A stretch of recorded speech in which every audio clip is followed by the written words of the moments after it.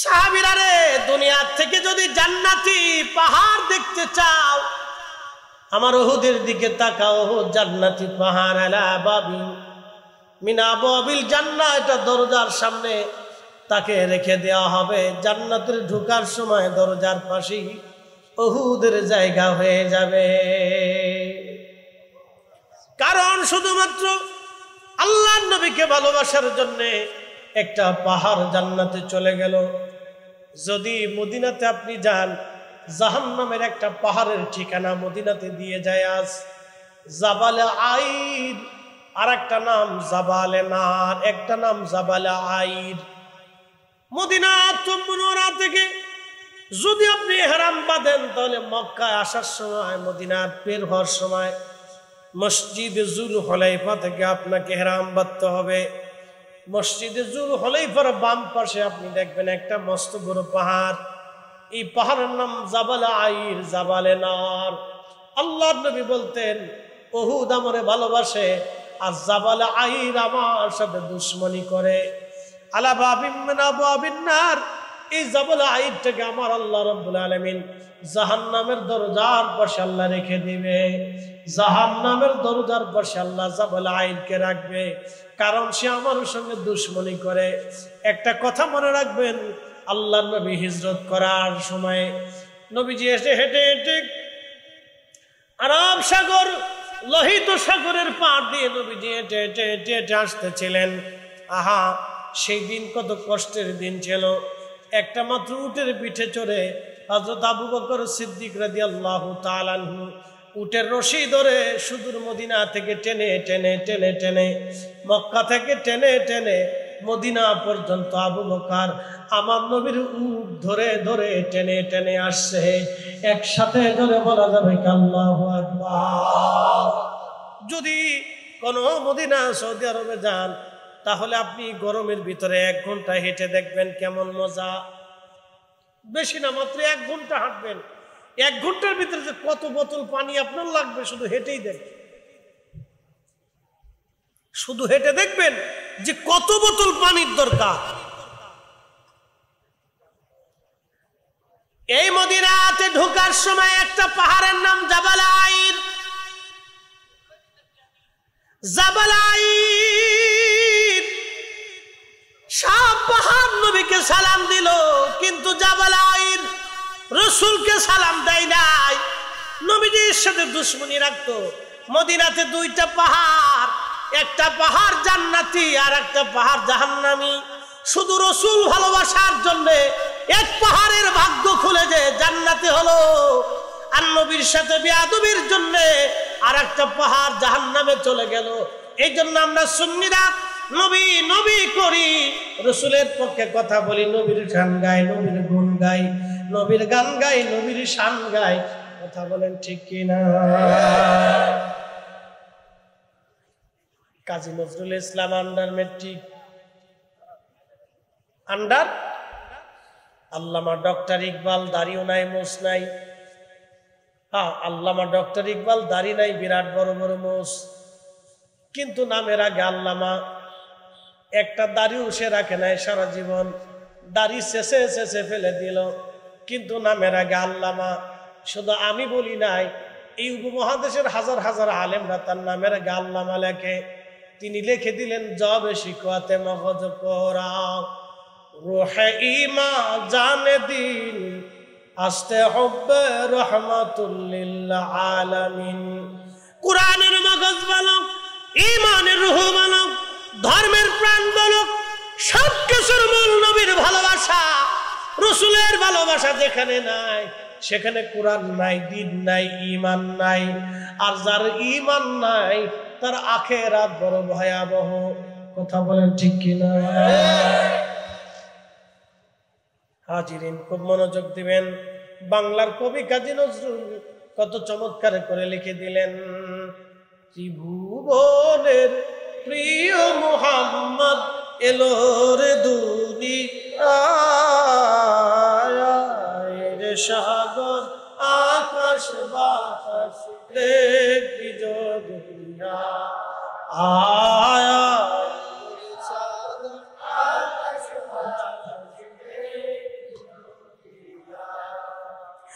ধুলির ধারা বেহেশত আজ জয় করিল দিনুর ইলাজ। আজকে খুশির ঢাল নেমেছে ধূসর সাহারায় রে সাগর আকাশ বাতাস দেখবি যদি আয় রে সাগর আকাশ বাতাস দেখবি যদি। কবি কাজী নজরুল শুধু এখানেই ক্ষান্ত হন নাই, কত চমৎকার করে তিনি আরো লিখে ফেললেন। আল্লামা ইকবালের ভাষার অনুযায়ী লিখে দিলেন, আল্লাহ কি যে পাইতে চায়। বলেন আল্লাহ পাওয়ার আশা আছে না নাই? আল্লাহ কি যে পাইতে চায় হযরতকে ভালোবেসে, আরশ কুরসি লৌহ কলম না চাহিতে পেয়েছে সে। কথা বলেন ঠিক কিনা? আর দেশের কিছু ভাইরা তিনারা বলতেছেন আমরা দিন কায়েম করব বাংলাদেশে। ঠিক আছে, দিন কায়েম করেন, ভালো কথা, কিন্তু নবীর রসুলের শানের খেলাফ বলে বলে কেউ যদি বলে দিন প্রতিষ্ঠিত করব, এটা শুধু স্বপ্নই হবে, নবীর সাথে বেয়াদবি করে দিন কায়েম করা সম্ভব না। কথা কন না কেন? কখনোই এই স্বপ্ন পূরণ হবে না, অবশ্যই না। আপনাদেরকে আবার বলি, মনোযোগ দিবেন। কেউ যদি বলে আল্লাহ রসুল কিয়ামতের ময়দানে সুপারিশ করার ক্ষমতা রাখেন না, একসাথে বলে তার বাকি জীবনের কি আছে? হাসরের মাঠে তার আছে কি? কিছু আছে? কেউ যদি রসুলের সুপারিশ অস্বীকার করে, তাহলে কিয়ামতের ময়দানে সে সুপারিশ পাবে? রসুলের দরজায় তার জায়গা হবে? হবে না। কেন হবে না বলতেছি। মেশরের মাঠে নবীজি হাউজে কাউসারের পানি পান করাবে সবাইকে, সমস্ত উম্মতদেরকে হাউজে কাউসারের পানি পান করাবে। হাসরের মাঠ এত বিরাট হবে যে আদম শফিউল্লাহ থেকে কিয়ামত পর্যন্ত যত মানুষ পৃথিবীতে আসবে, সমস্ত মানুষ হাসরের মাঠে আল্লাহর আদালতে দাঁড়াবে। সৃষ্টির প্রথম থেকে কিয়ামত পর্যন্ত যত জিন সৃষ্টি হয়েছে, সমস্ত জিনেরা হাসরের মাঠে আল্লাহর সামনে দাঁড়াবে। সৃষ্টির প্রথম থেকে কিয়ামত পর্যন্ত যত ফেরেশতা সৃষ্টি হবে, সমস্ত ফেরেশতারা আল্লাহর আদালতে হাসরের মাঠে নিজস্ব আকৃতি নিয়ে দাঁড়ায় যাবে। পৃথিবীর যত পশু পাখি প্রাণী, উট দুম্বা ছাগল ভেড়া বকরি বাঘ সিংহ হরিণ মহিষ যা কিছু আছে, সব কিয়ামতের ময়দানে আল্লাহর আদালতে হাসরের মাঠে দাঁড়াবে। তাহলে বলেন হাসরের মাঠটা কত বড় হবে? চট্টগ্রামের ফুটবল খেলার মাঠ, বাংলাদেশের মতো একটা মাঠ, পৃথিবীর মতো একটা বড়, পৃথিবীর সমান একটা মাঠ, এরকম কয়েক লক্ষ কোটি পৃথিবী এক জায়গা করলেও হাসরের মাঠের একটা মাঠের সমান হবে না। একসাথে বলা যাবে আল্লাহু আকবার। সেই মাঠে মালিক ইয়াউমিদ্দিন আমার আল্লাহ, রব্বুল আলামিন আমার আল্লাহ, রাহমাতুল লিল আলামিন আমার নবী, মালিক ইয়াউমিদ্দিন আমার আল্লাহ, শাফিউল মুজনিবিন আমার নবী, আরশে মুআল্লাহ আল্লাহর মালিক আল্লাহ, মাকামে মাহমুদের মালিক আমার নবী। সেই দিনে আমার জান্নাতের রব হচ্ছে আমার আল্লাহ, আর হাউজে কাউসারের মালিকানা আমার নবী। একসাথে বলা যাবে না মারহাবা? মারহাবা। আপনি রাসূলকে ছোট করে দেখলে আপনার দুনিয়াও বরবাদ হবে, আখিরাতও বরবাদ। আপনি ঠিক বললেও ঠিক, না ঠিক বললেও ঠিক, কোরআনই ঠিক, রাসূলের জবানে ঠিক, পৃথিবী উল্টে যাবে, সাগর শুকিয়ে যাবে। আপনাদের এখান থেকে সাগর কত কিলোমিটার হবে? সাগর কত কিলো? বঙ্গোপসাগর 3 কিলোমিটার। এখান থেকে সাগর মাত্র 3 কিলোমিটার। অর্থাৎ এখানে ওই গাছের উপরে দাঁড়ালে সাগর মনে দেখা যাবে। তো 3 কিলোমিটার এখান থেকে সাগর।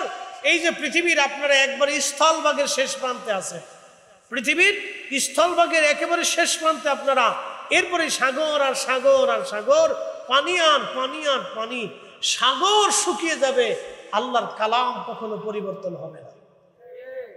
কথা ঠিক কিনা? আল্লাহর কালামের কোনো পরিবর্তন নাই। দুনিয়াতে রাসূলুল্লাহ কেউ অস্বীকার করে, কিয়ামতের ময়দানে আল্লাহর নবীর সুপারিশের আশা করাটা বৃথা হবে। নবীর শাফায়াতকে ইনকার যারা করবে, কিয়ামতের ময়দানে তারা সুপারিশ পাবেই না। রাসূলের ইজ্জতকে যারা ছোট করে দেখবে, কিয়ামতের ময়দানে তারা আল্লাহর দরবারে ইজ্জত পাবেই না। কথা বলেন ঠিক কিনা? সারা জিন্দেগীর জন্য মনে রাখবেন, তাদের উপরে আল্লাহর লানত হবে, ফেরেশতাদের লানত হবে, তামাম সৃষ্টির লানত হবে, আমার রাসূলের পক্ষ থেকে তাদের উপর লানত হবে, তাদের আখিরাত বরবাদ হবে, নেকিগুলি ভস্মী হয়ে যাবে। যেমন আপনার আগুনের ভিতরে ঘি ঢেলে দিলে ঘি যেমন পুড়ে ভস্ম হয়ে যায়, আগুনের ভিতরে কাষ্ঠখণ্ড যেমন ছাই হয়ে যায়, বান্দা রাসূলের সাথে বেয়াদবি করলে তার নেকিগুলি ওইরকম একবারে ছাইয়ের মতো ভস্মীভূত হয়ে একবারে মিসমার হয়ে যায়, কিচ্ছু থাকে না। আগুনের ভিতরে তুলা যেমন নিশ্চিহ্ন হয়ে যায়, ঠিক ওইরকম রাসূলের সাথে বেয়াদবি করলে ইমানদারের মুসলমানের নেকিগুলি ওইরকম তুলার মতো ভস্মীভূত হয়ে নিঃশেষ হয়ে যায়। এটা আর কখনো খুঁজে পাওয়া সম্ভব না। এই জন্য আল্লাহ রাসূলের শান খেলাপ করে কেউ যদি মনে করে যে আমরা অনেক বিরাট কিছু করে ফেলছি, এটা ডাহা মিথ্যা কথা।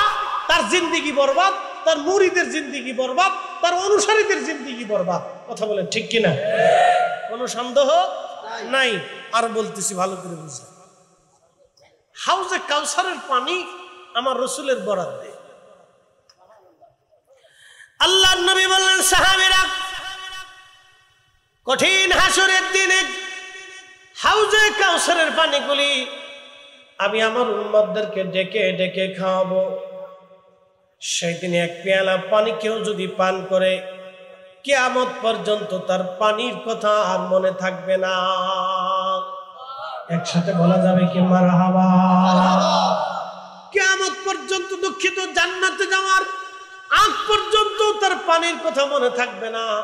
সে বেহেশতে যাবে, যাওয়ার আগ পর্যন্ত পানি তৃষ্ণা হবে না। অথচ পানি তৃষ্ণা এত ভয়াবহ হবে, ইমাম ইবনে কাসির লিখতেছেন আল বেদার মধ্যে 1.5 থেকে 2 কিলোমিটার উপরে সূর্যটা থাকবে। সূর্যের প্রচন্ড উত্তাপে মানুষ ঝলসে যাবে না, পুড়ে যাবে না, কিন্তু শরীর থেকে ঘাম বেরিয়ে বেরিয়ে বেরিয়ে বেরিয়ে এত পরিমাণে ঘাম বের হবে, মানুষের জিহ্বা তৃষ্ণায় কুকুরের জিহ্বার মতো ঝুলতে থাকবে। কঠিন তৃষ্ণাতে মানুষ সাম্যছাড়া হয়ে যাবে, পাগল পাড়া হয়ে যাবে, কারো থুতনি পর্যন্ত ঘামে ডুবে যাবে, কারো বক্ষ পর্যন্ত মেহেশরের মাঠে ঘামে ডুবে যাবে।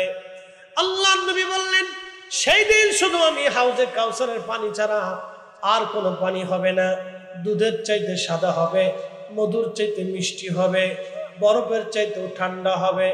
এক পেয়ালা পানি কেউ যদি পান করে, কিয়ামত পর্যন্ত, জান্নাতে যাওয়ার আগ পর্যন্ত ওই পানির কথা আর মনে থাকবে না।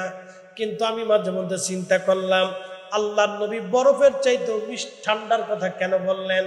এই বছর হজে যাওয়ার পরে বুঝলাম ঠান্ডা পানি কেমন প্রয়োজন। প্রচন্ড গরমে যখন আপনার কলিজা একেবারে শুকায় যাবে, তখন আপনি নরমাল পানি পান করলে আপনার কলিজা ঠান্ডা হয় না। ওই সময় ঠান্ডা পানির দরকার হয়। ঠান্ডা পানি খাওয়ার পরে আপনার কলিজা ঠান্ডা লাগবে। আপনি নরমাল পানি পান করলে কলিজা ঠান্ডা হবে না। বাংলাদেশের আবহাওয়াতে আপনি নরমাল পানি পান করলে আপনার শরীরের জন্য ম্যাচিং হবে, ভালো হবে। কিন্তু সৌদি আরবে আপনি নরমাল পানি পান করলে ওই গরমে তেমন কেমন কোনো কাজে লাগে না। যখন আপনি ঠান্ডা পানি পান করবেন, তখন আপনার কলিজার তৃষ্ণা নিবারণ হবে। এই জন্য আল্লাহর নবী বললেন, হাউজে কাউসারের পানিটা হবে ঠান্ডা, বরফের চাইতেও ঠান্ডা হবে। এক পেয়ালা পানি পান করলে 30,000 বছর কোনো বর্ণনায় আসছে একেবারে জান্নাতে যাওয়ার আগ পর্যন্ত পানি তৃষ্ণার মনে থাকবে না। আল্লাহর নবী আরো বলেন, উম্মতেরা রে, সেই দিন আমি আমার উম্মতদেরকে ডেকে ডেকে ডেকে ডেকে নিয়ে হাউজে কাউসারের পানি পান করাইয়া আমি নবী সবাইরা আগে নিয়ে জান্নাতে চলে যাব। কথা কর না কেন? তাদের বুলন্দ নসিব। যারা আল্লাহ রসুলের মহাব্বতের পক্ষে থাকতে পারে তাদের বুলন্দ নসিব, আর যারা এর বিপক্ষে চলে যায় তাদের বদনসিব। এটা সহজে আপনি বুঝে নেবেন। যারা আল্লাহ রসুলের মোহাব্বতের পক্ষে থাকে তাদের বুলন্দ নসিব, আর যারা রসুলের করিমের ইজ্জতের বিপক্ষে চলে যায় তাদের বদনসিব। তো সব শেষে হালিমাতুস সাদিয়া ঢুকলে, স্বামী আর স্ত্রী দুইজনে রাত্রিবেলা গল্প করে, স্বামী গো, এমনিতে আমাদের দুর্ভিক্ষ, আমার লুট না খাইতে খাইতে এটা দুধও দেয় না, আমার গাধাটা ক্ষুধার কারণে এটা ক্ষীণ দুর্বল হয়ে গেছে, না চলতেও পারে, আমি নিজেও হালিমা শুকনা হয়ে গেছি, আমার নিজের স্তনেও আমার বাচ্চাই দুধ পায় না, তা আমি একটা বাচ্চা আবার নিলে তাকে কি খাওয়া, তারপরে সে এতিম, তাকে কে ভরণ পোষণ দিবে, চলো ফিরে চলে যায়। স্বামী ডাক দিয়ে বলেন, হালিমারে, এত দূর পথ সফর করে আমরা আসছি মক্কাতে একটা বাচ্চা নেওয়ার জন্য, বিফলেই ফিরে চলে যাব, হালিমা চলে যাই বা না যাই, নেই বা না নেই, চলো না একটা বার বাচ্চাটাকে দেখেই আসি, সেটা দেখতে কেমন দেখা যায়। একসাথে বলবেন আল্লাহু আকবার। রসুল পাইতে কি লাগে? একসাথে বলেন কি লাগে? আল্লাহ আমাদেরকে রসুলের মোহাম্মতের মাহফিলে বসার জন্য কপাল দিছে, এই জন্য একসাথে শুকরিয়া আদায় করে বলেন আলহামদুলিল্লাহ। নসিব নাই, বদ নসিব এই মজলিসে বসতেও পারে না, এই মজলিস কায়েম করতেও পারে না, সহযোগিতা করতেও পারে না। কি কথা কর না কেন? সোজা বাক্যে বুঝে যাবে। ইসলামে তো ফেস গোস না, একেবারে সহজ। আমরা নিজেরা ফেসাইছি, আমরা নিজেরা এটা ফেসাই ফেসাইয়া জিলাপির ফেসে বানাইয়া ঝগড়া ফসাদ শুরু করছি। হযরতে হালিমা বললেন, স্বামীর পরামর্শে পরের দিন সকালবেলা আমি এবং আমার স্বামী বাচ্চা কাচ্চা নিয়ে জাবালে আবু কুবাইসের পাদদেশে আল্লাহর হাবিবের বাসগৃহে বেলাদাতের ঘরে নবীজিকে আনার জন্য, দেখার জন্য, একটা বার দেখার জন্য আমি গেলাম। আল্লাহর নবীকে দেখার জন্য যখন গেছি, দোলনার ভিতরে নবীজি শোয়ানো, ঘুম পাড়িয়ে রাখা হয়েছিল আল্লাহর নবীকে। গা মোবারকে দুই ধরনের রেশমের কাপড় ছিল, একটা কাপড় ছিল সবুজ আর একটা কাপড় ছিল সাদা। একটা সবুজ রেশমের কাপড় দিয়ে নবীজির বক্ষ মোবারক দিয়ে ঢেকে রাখা ছিল, আর একটা সাদা রেশমের কাপড় দিয়ে পিঠ মোবারক দিয়ে শরীর আবৃত করে ঢেকে দেওয়া ছিল। চেহারা মোবারক বাইরে দেখা যাচ্ছিল। হালিমা বললেন, কাছে যাওয়ার পরে এত সুঘ্রাণ আসতে লাগলো, যে সুঘ্রাণে আমি হালিমা মোহিত হয়ে গেলাম। পৃথিবীর কোন আতরে আমি সুঘ্রাণ খুঁজে পাই নাই। একসাথে বলা যাবে আল্লাহু আকবার। পৃথিবীর কোন আতরে সুঘ্রাণ আমি খুঁজে পাই নাই। আল্লাহর নবী সুঘ্রাণ কি এখনো আছে? কথা বলেন, আছে? আছে। আমি আপনাদেরকে আজকে দুইটা ঠিকানা দিব, কোথায় কোথায় গেলে নগদ পাবেন, বাকি না। কোন জায়গায় গেলে আল্লাহ রসুলের সেই সুঘ্রাণ এখনো পাবেন, নগদ পাবেন, বাকি ঝুঁকি নেই। একটা হচ্ছে বাইতুল আকসা। বাইতুল আকসায় একটা স্থানে গেলে এখনো সেই সুঘ্রাণ আপনি পাবেন। 1450 বছরে কখনো আতর দিতে হয় না। 1450 বছর ওখানে কখনো সুঘ্রাণ দিতে হয় না। জায়গাটা বলে দিয়ে যায়। আল্লাহর হাবিব বাইতুল আকসাতে মেরাজের রজনীতে যেই দিন উপস্থিত হয়েছে, 1.5 লক্ষ নবী আলাইহিস সালাম আল্লাহর নবী পিছনে ইক্তেদা করলেন, 2 রাকাত নামাজ পড়লেন। তখনও পৃথিবীতে নামাজ আসে নাই। তখনও নবীজি নামাজ আদায় করে আসমানে রওনা দিয়েছেন। আসমান থেকে ফিরার পথে আল্লাহ 50 ওয়াক্তের বিনিময়ে 5 ওয়াক্ত দিয়ে পাঠিয়েছেন, এরপরে নামাজ আসছে। অথচ আমাদের নবী তার আগেই সব নবীদের ইমামতিতে 2 রাকাত নামাজ পড়াইয়া নবীজি আসমানে রওনা দিছে। একসাথে বলা যাবে আল্লাহু আকবার। এই জন্য এই রসুলের এলেম নিয়ে যারা প্রশ্ন তোলে তারা বোকা, তাদের ইমানে অনেক বড় ঘাটতি আছে। কথা ঠিক কিনা? এই শোনেন, মহাব্বত দুই ধরনের, একটা মহাব্বতে সিফাতি আর একটা মহাব্বতে জাতি। মহাব্বতে সিফাতি, আল্লাহ নবীজি দাড়ি মোবারক রাখছেন, আমরা রাখি। প্রিয় নবীজি ডান হাত দিয়ে খানা খাইছেন, আমরা খাই। আল্লাহ নবী আঙ্গুল চেটেছেন, আমরা চাটি। বাসন চেটে খাইছেন, আমরা খাই। দস্তরখানা বিছাইছেন, আমরা বিছাই। মেশক করছেন, আমরা করি। মুস্কি হাসি দিতেন, আমরা দেই। টুপি পাগড়ি মাথায় দিতেন, ঢিলে ঢুলে লম্বা জুব্বা গায়ে দিতেন, আমরাও দেই।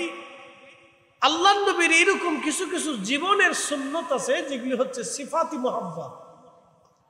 এই সিফাতি মহাব্বত বলতে যে আল্লাহ রাসূল বলেন, মান আহাব্বা সুন্নতি, কেউ যদি আমার সুন্নাহকে মহাব্বত করে, ফাকাদ আহাব্বানি, সে মূলত আমাকেই মহাব্বত করবে। একসাথে বলবেন না মারহাবা? মারহাবা। ওমান আহাব্বানি, আর যে আমাকে ভালোবাসবে আমার সাথে সে জান্নাতে চলে যাবে। একসাথে বলবেন না আল্লাহু আকবার। এখানে হচ্ছে নবীজি জান্নাতের সার্টিফিকেট দিচ্ছেন। আমার দিকে তাকায়, আল্লাহর নবী এই মহাব্বতে জান্নাতের সার্টিফিকেট দিচ্ছেন। মহাব্বত দুই ধরনের, আমি হাদিস দিয়ে ব্যাখ্যা করে দিচ্ছি। মহাব্বত কয় ধরনের? একটা মহাব্বতে সিফাতি আর একটা মহাব্বতে জাতি। জাতিগত মহাব্বত, একবারে সত্তাগত মহাব্বত, সেটা বলতেছি। আল্লাহর নবী বলেন, মান আহাব্বা সুন্নতি ফাকাদ আহাব্বানি ওয়া মান আহাব্বানি কানা মাই ফিল জান্নাহ, যে আমাকে ভালোবাসলো সে আমার সঙ্গে জান্নাতে চলে গেল। আর একটা মহাব্বত, মহাব্বতে জাতি, নবীজি বলেন, লা ইউমিন, ঈমানদার হবা না হাত্তা আকুনা আহাব্বা ইলাইহি মিন ওয়ালিদিহি ওয়া ওয়ালাদিহি ওয়ান নাসি আজমাইন। দেখেন, দুই মহাব্বতের ফজিলত নবী বর্ণনা করতেছেন। এক মহাব্বত দিয়ে জান্নাত পাওয়া যায়, আর আরেক মহাব্বত দিয়ে ঈমান পাওয়া যায়। আচ্ছা বলেন, ঈমান না পাইলে কি জান্নাত হবে? ঈমান না পাইলে কি মুক্তি হবে? ঈমানের মূল ফাউন্ডেশনই হচ্ছে নবী প্রেম। একসাথে যারা বলে যেমন আল্লাহু আকবার। আল্লাহ রাসূল তার দলিল দিচ্ছেন, এটাকে বলে মহাব্বতের জাতি। লা ইউমিন, ঈমানদার হবা না হাত্তা আকুনা আহাব্বা ইলাইহি মিন ওয়ালিদিহি ওয়া ওয়ালাদিহি ওয়ান নাসি আজমাইন, তোমার সন্তান সন্ততি তোমার জীবনের চাইতে আমি নবীকে বেশি ভালো না বাসলে তুমি ঈমানদার হবা না। চিৎকার মেরে বলেন না ইয়া রাসূলুল্লাহ। আচ্ছা, আপনাদের দেশে মুরগি আসেনি? মুরগিতে যখন ডিম দেওয়ার পরে পেটের নিচে ডিম রেখে, আমাদের ফরিদপুরের ভাষায় বলে তা দেয়। তা মানে বাচ্চা ফুটানোর জন্য এটাকে গরম করতে থাকে, তাপ দেয় না? আমাদের দেশে আঞ্চলিক ভাষায় বলে ডিম, মুরগা ডিমে তা দিচ্ছে। আচ্ছা, কতদিন তা দেয়? 20 দিন, 22 দিন, 18 দিন তা দেয়। আচ্ছা, 18 দিন পর্যন্ত একটা মুরগি ডিমের উপরে বসে থাকে। ও কিন্তু ওই সময় যথেষ্ট খাবার খায় না, ও কিন্তু বসেই থাকে। কি কথা কান না কেন? কেন বসে থাকে? মুরগি মা হবে। মুরগি কি হবে? জোরে বলেন, মুরগি কি হবে? এ যুবকরা, তোমরা মা কি জিনিস বুঝে যাও। মুরগি থেকে মা কি জিনিস এখান থেকে বুঝে যাও, বাবা কি জিনিস বুঝে যাও। 18 দিন, 20 দিন, 22 দিন একটা মুরগি ডিমের উপরে তা দিতে থাকে। ও যথেষ্ট খাবার খায় না, না খেয়ে বসে থাকে। কারণ কি? সে মা হবে। এরপরে তার ওই ডিম থেকে বাচ্চা হলো। বাচ্চা হওয়ার পরে এই মুরগিটা বাচ্চাদের সামনে আপনি খুদ, আপনাদের দেশে কি বলে? চালের খুদ বলে না? এই খুদ আপনি মুরগার সামনে ছিটিয়ে দিলেন, মুরগি খায় না। মুরগি ঠুকরায় ঠুকরায় ঠুকরায় ঠুকরায় বাচ্চার মুখের দিকে ঢুকায় দেয়। এটার নাম মা। আচ্ছা বলেন তো, এই মুরগি কি বাহ্যিকভাবে বাচ্চারে ভালোবাসে, না মুরগি তার কলিজার ভিতর থেকে ভালোবাসে? কলিজার ভিতর থেকে এই মুরগি তার বাচ্চাকে ভালোবাসে। শৃগাল আসছে বাচ্চা ধরার জন্য, মুরগি তার বাচ্চাকে বাঁচানোর জন্য একটা শৃগালের সাথে মারামারি করে, কথা ঠিক কিনা? কেন?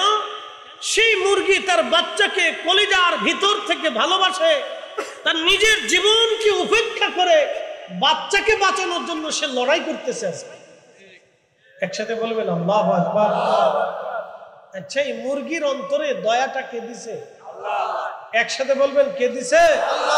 রাসূল বলেন, উম্মত তুমি যদি ঈমানের লজ্জত পেতে চাও তাহলে মুহাব্বতে জাতি লা ইউমিন আহাদুকুম হাত্তা আকুনা আহাব্বা ইলাইহি মিওয়ালিদিহি ওয়ালাদিহি।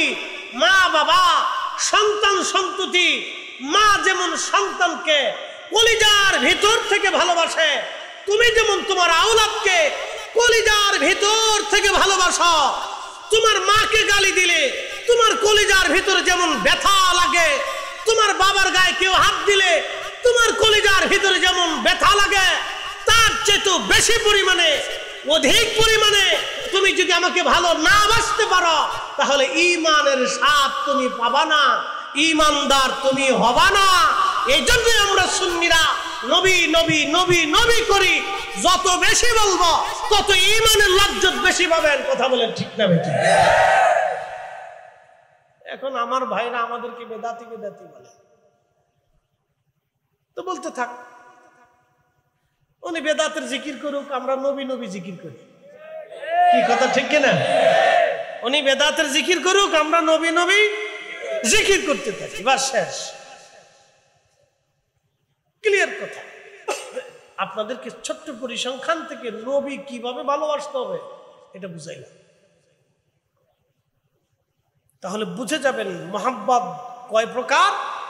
একটা মহাব্বতে সিফাতি, মহাব্বতে জাতি। সিফাতি দিয়া জান্নাত পাওয়া যায়, আর জাতি দিয়া ঈমান পাওয়া যায়। একসাথে বলবেন আল্লাহু আকবার। সিফাতি দিয়ে কি পাওয়া যায়? জান্নাত পাওয়া যায়। আর জাতি মহাব্বত দিয়ে কি পাওয়া যায়? ঈমান পাওয়া যায়। আর ঈমান যদি না থাকে তো কিছুই নেই, কিচ্ছু নাই তার।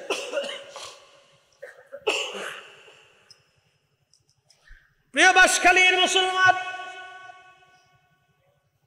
হযরতে হালিমাতুস সাদিয়া বললেন, দুনিয়ার মানুষ সুন্দর চমৎকার সুঘ্রাণ নবীজির কাছ থেকে আসতে লাগলো। এখনো নবীজির সুঘ্রাণ আপনি পাবেন পৃথিবীর দুইটা জায়গা। নগদ গেলে নগদ পাবেন, যদিও রওজা শরীফের ভিতরে আপনি ঢুকতে পারবেন না, সেটা ভিন্ন জায়গা। কিন্তু পৃথিবীর দুইটা জায়গা, একটা জায়গার নাম বাইতুল আকসা। মেরাজের রজনীতে নামাজ পড়ে আল্লাহর নবী বের হয়ে আসলেন। একটা পাথর 1400 বছর ধরে নবীর অপেক্ষায় দাঁড়ানো ছিল। পাথরটা নবীজিকে সালাম দিল, আসসালাতু ওয়াসসালামু আলাইকা ইয়া রাসূলুল্লাহ। নবীজি আপনার অপেক্ষায় আমি দাঁড়ানো। নবীজি বললেন, পাথরে কি জন্য তুমি আমারে সালাম দাও? পাথর ডেকে বলল, হুজুর 1400 বছর ধরে আপনার অপেক্ষায় দাঁড়ানো আছি। আমি শুনছি আপনি এই মসজিদে এসে নামাজ পড়িয়ে উরুজ মেরাজে আপনি রওনা করবেন, দিদারে এলাহির জন্য আপনি আরশে মুআল্লার পানে ছুটে যাবেন ইয়া রাসূলুল্লাহ। আমি দাঁড়ানো 1400 বছর ধরে আপনার অপেক্ষায়, শুধু আপনার কদম মুবারক আমার পিঠের মধ্যে রেখে আপনি বরাকের পিঠে ছাওয়া হয়ে যাবেন। ওই কদমের ধুলি বালির আশায় আমি পাথর 1400 বছর ধরে দাঁড়ানো আছি।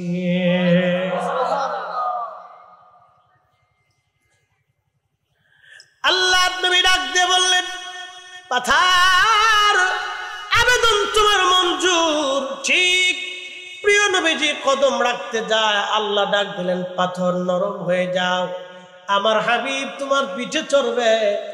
নবীর যাতে কষ্ট না হয়, দিদারে এলাহির জন্য আমি রসুলকে সম্মানের সাথে নিয়ে আসতেছি। ঠিক তখনই পাথর নরম হয়ে গেল। আল্লাহর হাবিব কদম মোবারক রাখার সঙ্গে সঙ্গে পাথরের মধ্যে নবীজির কদম মোবারকের ছাপ বসে গেল। এখনো সেই পাথর বাইতুল আকসাতে এখনো আছে। ওই পাথরের ভিতর থেকে 1450 বছর পর্যন্ত সুঘ্রাণ আসতেছে। একটা সেকেন্ডের জন্য সুঘ্রাণ কখনো বন্ধ হয় নাই। একবার জোরে বলা যাবে কি আল্লাহু আকবার। এখনো সেই পাথর 1450 বছর ধরে সুঘ্রাণ আসতেছে। এক সেকেন্ডের জন্য এখান থেকে ঘ্রাণ বন্ধ হয়। ঠিক সেম একই ঘ্রাণ আপনি পাবেন উহুদে। উহুদে আল্লাহর হাবিব উহুদের যে পাহাড়ের পাশে সেই মসজিদে এখনো আছে। যোহর এবং আসরের নামাজ নবীজি আদায় করলেন। প্রিয় নবী আদায় করার পরে আসরের নামাজের পরে কাফেররা হঠাৎ আক্রমণ করলো। পিছন দিক থেকে গিরিপাত দেশে হঠাৎ আক্রমণে সাহাবায়ে কেরাম দিশেহারা হয়ে গেলেন। 70 জন সাহাবী এই জিহাদে শহীদ হয়ে গেলেন। আল্লাহর হাবিবের দন্ত মোবারক শহীদ হলো, মাথা মোবারক কেটে গেল। হুজুরকে বাঁচানোর জন্য ফেরেশতা জিবরাইল, আমিন এবং সাহাবায়ে কেরাম ধরে নিয়ে আল্লাহর নবীকে উহুদের সেই ফাঁকা জায়গা, যেটা এখনো উহুদের পাহাড়ের কোণাতে পড়ে আছে, পাথরের সে ফাঁকা জায়গা যেখানে এখনো ফাঁকা আছে, ওইখানে আল্লাহর নবীকে নিয়ে যাওয়া হলো। আমি উমরায় গিয়েছিলাম, তখন এর ভিতরে ঢুকতে পারি নাই, কিন্তু এই বছর হজে যাওয়ার পরে মোনাজ্জিমকে বললাম, ভাইজান চলেন একটা আবার সেই উহুদের ফাঁকা জায়গা যেখানে আল্লাহর হাবিব বিশ্রাম করেছিলেন সারা রাত, ওইখানে একটু বসে দোয়া করতে মন চাচ্ছে, আমাকে নিয়ে চলেন। আমরা 3-4 জন আলেম এবং আনুষঙ্গিক 5-6 জন লোক নিয়ে একসঙ্গে আমরা একটা গাড়িতে করে উহুদে চলে গেলাম রাত্রিবেলা। দিনের বেলা না, দিনেও গিয়েছি কয়েকবার, এবার রাত্রিবেলা গেলাম। চিন্তা করলাম রাত্রিবেলা যাই। তার কাটা দিয়ে ঘিরে রাখা ছিল, তার কাটাগুলি মানুষেরা কেটে ফেলে দিয়েছে এখানে যাওয়ার জন্য। তার কাটা স্থান দিয়ে ফাঁকা জায়গাতে আমরা গেলাম। সে উহুদের পাহাড়ের যেখানে আল্লাহর নবী বিশ্রাম নিয়েছিলেন, ওইখানটা সিমেন্ট দিয়ে ঘিরে দিয়েছে যাতে ভিতরে কেউ যেতে না পারে, কিন্তু জানালার মতো একটু কাটা রেখে দিয়েছে ভিতরে যাতে দেখা যায়। আল্লাহর কসম করি, ওই মালিকের হাতে আমার জীবন, ওই মালিকের হাতে আমার মরণ, ওই মালিকের হাতে আমার সব। সে আল্লাহর কসম করি, রাত্রিবেলা আমরা 5-6 জন যখন গেলাম, যাওয়ার পরে ওইখানে ঢোকার সঙ্গে সঙ্গে আল্লাহ বাতাসের সঙ্গে, আল্লাহর বেহেশতের ঘ্রাণ বাতাসের সাথে মৃদু মৃদু ভাবে আসতে লাগলো। চিন্তা করলাম বাতাসের সাথে ঘ্রাণ কেন আসে, বাতাসের সাথে কেন ঘ্রাণ আসে। আর একটু উপরে গেলাম, যত কাছে যাই তত ঘ্রাণ, যত কাছে যাই তত ঘ্রাণ। আর একটু উপরের দিকে একেবারে যেইখানে আল্লাহর নবী বিশ্রাম করেছিলেন সেইখানে গেলাম। খোদার কসম করে বলি, ওই ফাঁকা জায়গা দিয়ে মাথা ঢুকাইয়া ভিতরে মুখ লাগাই দেখি ভিতর থেকে এমন মিশকের ঘ্রাণ আসতেছে, যেই ঘ্রাণটা বাইতুল আকসার পাথরে পাওয়া যায়, সেই একই ঘ্রাণ উহুদের ওই ফাঁকা জায়গায় পাওয়া যায় যেখানে সারা রাত্র বসে নবী বিশ্রাম করেছিলেন। এবং আল্লাহর হাবিবের দন্ত মোবারক শহীদ হওয়ার পরে যেই পাথরের ফাঁকা জায়গায় নবী বিশ্রাম করেছিলেন, ওই জায়গা থেকে এখনো 1450 বছর পরেও আল্লাহর বেহেশতের নবীর জান্নাতের সুঘ্রাণ এখনো আসতে থাকে, একটা সেকেন্ডের জন্য বন্ধ হয় না। একবার জোরে বলা যাবে কি আল্লাহু আকবার। আমি নিজে পেয়েছি, নিজে এশার নামাজ পড়ছি, আমরা ওখানে নফল পড়ছি, আরো নফল পড়ছি, মিলাদ শরীফ পড়ছি, দোয়া করছি, দুইবার দোয়া করছি, একবার নফল পড়ে দোয়া করছি, আবার মিলাদ শরীফ শেষ করে দীর্ঘ সময় ওখানে মিলাদ শরীফ করছি, মিলাদ শরীফ পড়ে দীর্ঘ সময় দোয়া করছি। হজ থেকে ফিরে চলে আসবো তার আগের দিন রাত্রিবেলা চিন্তা করলাম আবার কোনোদিন আসার সুযোগ নাও হতে পারে, বাঁচি না মরি, তো একটু চলেন আমাকে নিয়ে চলেন। দিনে তো বহুবার গেছি, আসেন একটু রাত্রে যান। তা আমার মন শুধু বারবার বলতেছে আমি একটু রাত্রে ওইখানে বসতে চাই, কারণ রাতের প্রেম আর দিনের প্রেম কিন্তু এক না। বললাম যে চলেন ওইখানটা রাত্রিবেলা, বলে পুলিশে ডিস্টার্ব করবে। আমি বললাম রাত্রিবেলা কে দেখবে, চলে। তো রাত্রিবেলা আমরা কয়েকজনে গেছি, যে চুপচাপ ওখানে বসে দীর্ঘ সময় বসছি। আল্লাহর কসম দীর্ঘ সময়, প্রত্যেক সময়ে সময়ে সুঘ্রাণ আসতে লাগলো, বাতাসে বাতাসে। আপনি এখানে স্থির থাকতে পারবেন না, এত চমৎকার সুঘ্রাণ আসতেছিল যে নিজেকে স্থির রাখাটা বড় দায়ী ছিল। মোনাজাতে আমরা নিজেকে স্থির রাখতে পারি না, মিলাদ শরীফে নিজেকে স্থির রাখতে পারি না, নামাজেও নিজেকে স্থির রাখতে পারি না, যে কোথায় আসলাম, কেতে এত সুন্দর ঘ্রাণ কোথার থেকে আসে। এখানে তো কেউ আতরও লাগাই যায় না, মেডিসিনও দেয় না, তো ঘ্রাণ কোথার থেকে আসে? তো যেখানে পাথরের ভিতরে ফাঁকা জায়গাতে আল্লাহর নবী বিশ্রাম করেছিলেন, নবীকে লুকিয়ে রাখা হয়েছিল, ওইখান থেকে ঘ্রাণ আসে, এখনো আসে। আল্লাহু আকবার, আল্লাহু আকবার। যদি কোনোদিন যান হজে তো রাত্রি যাবেন, যদি সুযোগ হয়, দিনে হবে না, রাতে যাবেন। যদি নসিবে হয় তো রাতে যাবেন, রাতে সবাই যেতে পারে না। ওই সময় অনেক সময় তার কাটা দিয়ে রাখে, তা আমরা সময় কাঁটা পাইছি না, চিন্তা করলাম সুযোগ একটা হয়েছে, তো হাজিরা কেটে কেটে কেটে কেটে কেটে ফেলে দিছে। পুলিশে ঢুকতে দেয় না, হাজিরা কেটে ফেলে দিছে, ধুর, কেটে পালাই পালাই ঢুকে। তো আল্লাহর রাসূলের সুঘ্রাণ এখনো পৃথিবীতে আছে। একসাথে বলবেন আল্লাহু আকবার। যদি কোনোদিন মদিনাতে যান তো মদিনার থেকে বদরের দিকে রওনা করার সময় একটা এলাকা পাবেন বীর রুহা। যে আমার হাতে যে আংটিটা দেখেন, এটা আকিক পাথর। মদিনা ইউনিভার্সিটির পাশে একটা এলাকা আছে, একটা উপত্যকা আছে, একটা নালা আছে, নালা, ওই নালা দিয়ে আগে মদিনার থেকে পানি যেত। আল্লাহ রাসূল বলেছেন ওয়াদিউল মুবারাক, সহিহ বুখারীতে আছে ওয়াদিউল মুবারাক। এই ওয়াদির পাথর দিয়ে আকিক পাথর তৈরি করা হয়।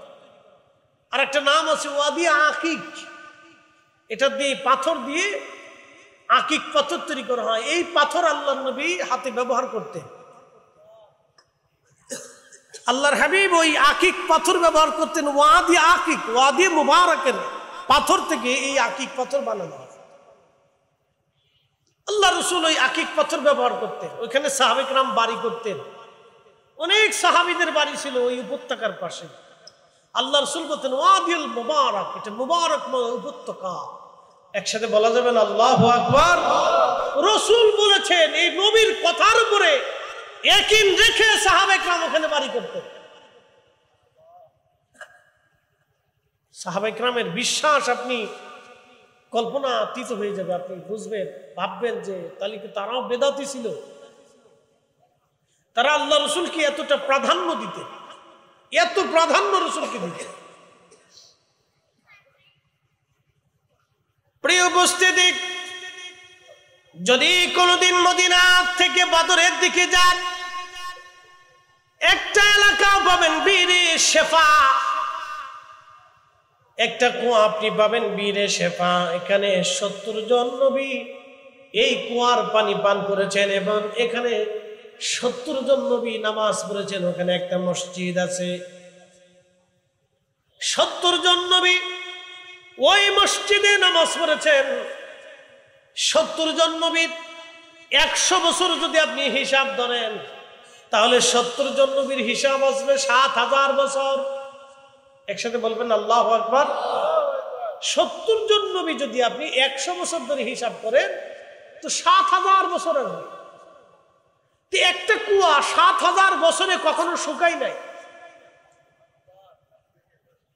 কুয়ার বয়স 7000 বছর, কখনো শুকায় নাই। কিন্তু আল্লাহর নবী পৃথিবীতে আসার পরে দ্বীনের দাওয়াত দেওয়ার পরে ওই কুয়াটা শুকাই গেল।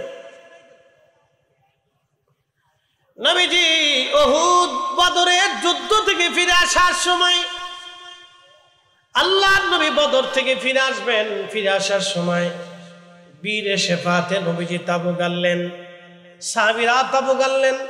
তাবু গাড়ার পরে নবীজি বললেন, তোমরা শেফা থেকে পানি নিয়ে আসো।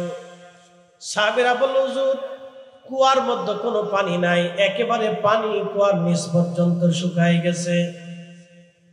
আল্লাহর হাবিব হেঁটে হেঁটে এসে কুয়ার পাশে দাঁড়াইয়া 70 জন নবী যে কুয়ার পানি পান করলো, আজকে সেই কুয়া শুকায় গেছে।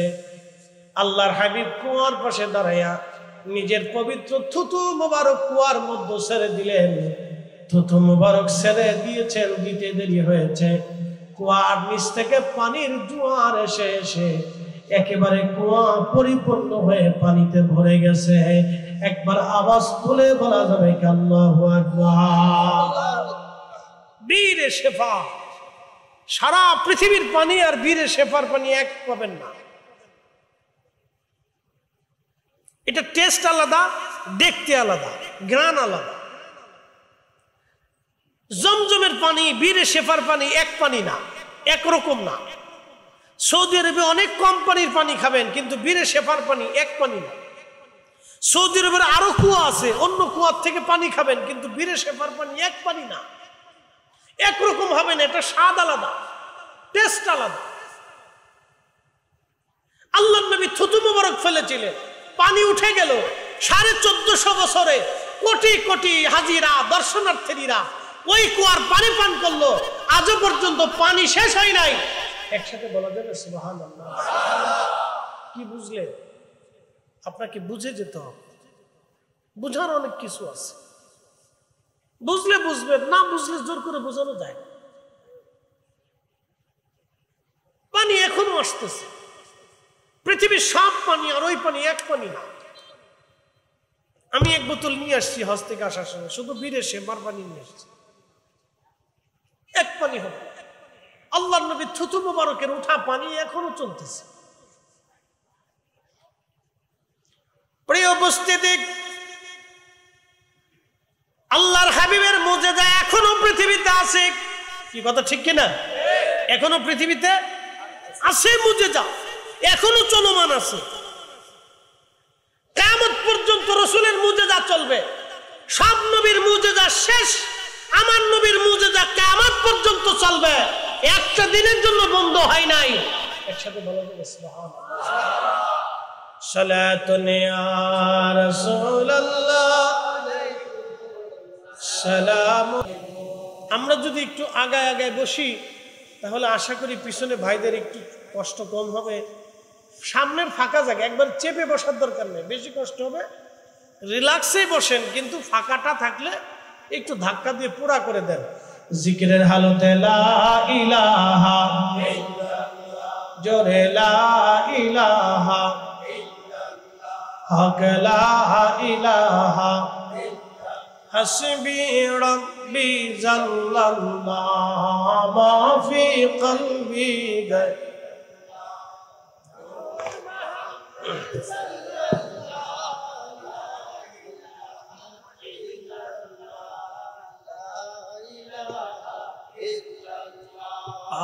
লা ইলাহা ইল্লাল্লাহ, লা ইলাহা ইল্লাল্লাহ, লা ইলাহা ইল্লাল্লাহ, মুহাম্মাদুর রাসূলুল্লাহ সাল্লাল্লাহু আলাইহি ওয়াসাল্লাম। হযরতে হালিমাতুস সাদিয়া বললেন, দুনিয়ার মানুষ এত চমৎকার সুঘ্রাণ আসতে লাগলো, আমি কাছে গেলাম, সবুজ রেশমের কাপড় নবীজির গায়ে লাগালো, আর একেবারে সাদা কাপড়টা নিচে দিয়ে বিছানা করে ঘিরে রাখা হয়েছে সবুজ এবং সাদা পোশাক দিয়ে। আল্লাহর নবীজি দোলনার মধ্যে ঘুমোচ্ছিলেন। ঠিক এমন সময় ঘুম ভাঙানোর জন্য আমি হালিমা বুকের মধ্যে আলতো আলতো করে হাত দিয়ে মেসেজ করতেছিলাম, যাতে ঘুম নবীজির ভাঙ্গে। আস্তে আস্তে বুকের মধ্যে, বক্ষ মুবারকের মধ্যে আমি আমার আঙ্গুল দিয়ে, হাত দিয়ে আস্তে আস্তে আলতো আলতো করে মেসেজ করতেছিলাম যাতে নবীজির ঘুম ভেঙে যায়। নবীজির ঘুম ভেঙে গেল। হালিমাতুস সাদিয়া বলতেছেন, ঠিক তখনই প্যারা নবী রাহমাতুল লিল আলামিন আমার দিকে তাকায়া মুস্কি হাসি দিলেন। হাসিটা এতই সুন্দর, এতই চমৎকার ছিল। ওই সুন্দর হাসিতে আমি হালিমাতুস সাদিয়া একেবারে পাগল পারা হয়ে গেলাম। একবার জোরে বলা যাবে কি আল্লাহু আকবার। হযরত হালিমাতুস সাদিয়া বলতেছেন, দুনিয়ার মানুষ, আমি আরো আশ্চর্য হলাম। নবীজির জুলফি মোবারক, দুই ভুরু মোবারকের মাঝখানে যেই কপাল, এই কপাল মোবারক থেকে একটা নূর বের হয়ে খিলালাস সামা, একেবারে মধ্য আকাশ পর্যন্ত এই নূর মোবারক চলে গেল। কপাল মোবারক থেকে একটা নূর বের হয়ে খিলালাস সামা, মধ্য আকাশ পর্যন্ত একেবারে নূর মোবারক চলে গেল। হালিমা বলতেছেন, ওই সুন্দর নূর মোবারক দেখে আমি আশ্চর্য হয়ে গেলাম এবং ওই কপাল মোবারকের মধ্যে আমি চুমা লাগাইলাম। আমি চুমা লাগাইয়া নবীজিকে কোলের মধ্যে নিয়ে নিলাম। স্বামীর ডাক দিয়ে বললাম, স্বামী, শূন্য হাতে ফিরে যাব না, পয়সা দিক বা না দিক, আমি এই শিশু ছাড়া তায়েফের জমিনে ফিরে যাব না। বনের যত পশুগণ ভক্তি করতই দুই চরণ, মেঘমালা ছায়া দিত গায় গো নবীজি, আপনাকে দেখিবার মনে চায়। গোলামের দেখা দিবেন গো নবীজি, কোন সাধনে পাইব তোমায় আমি, কোন সাধনে পাইব তোমায় গো নবীজি, গোলামের দেখা দিবেন।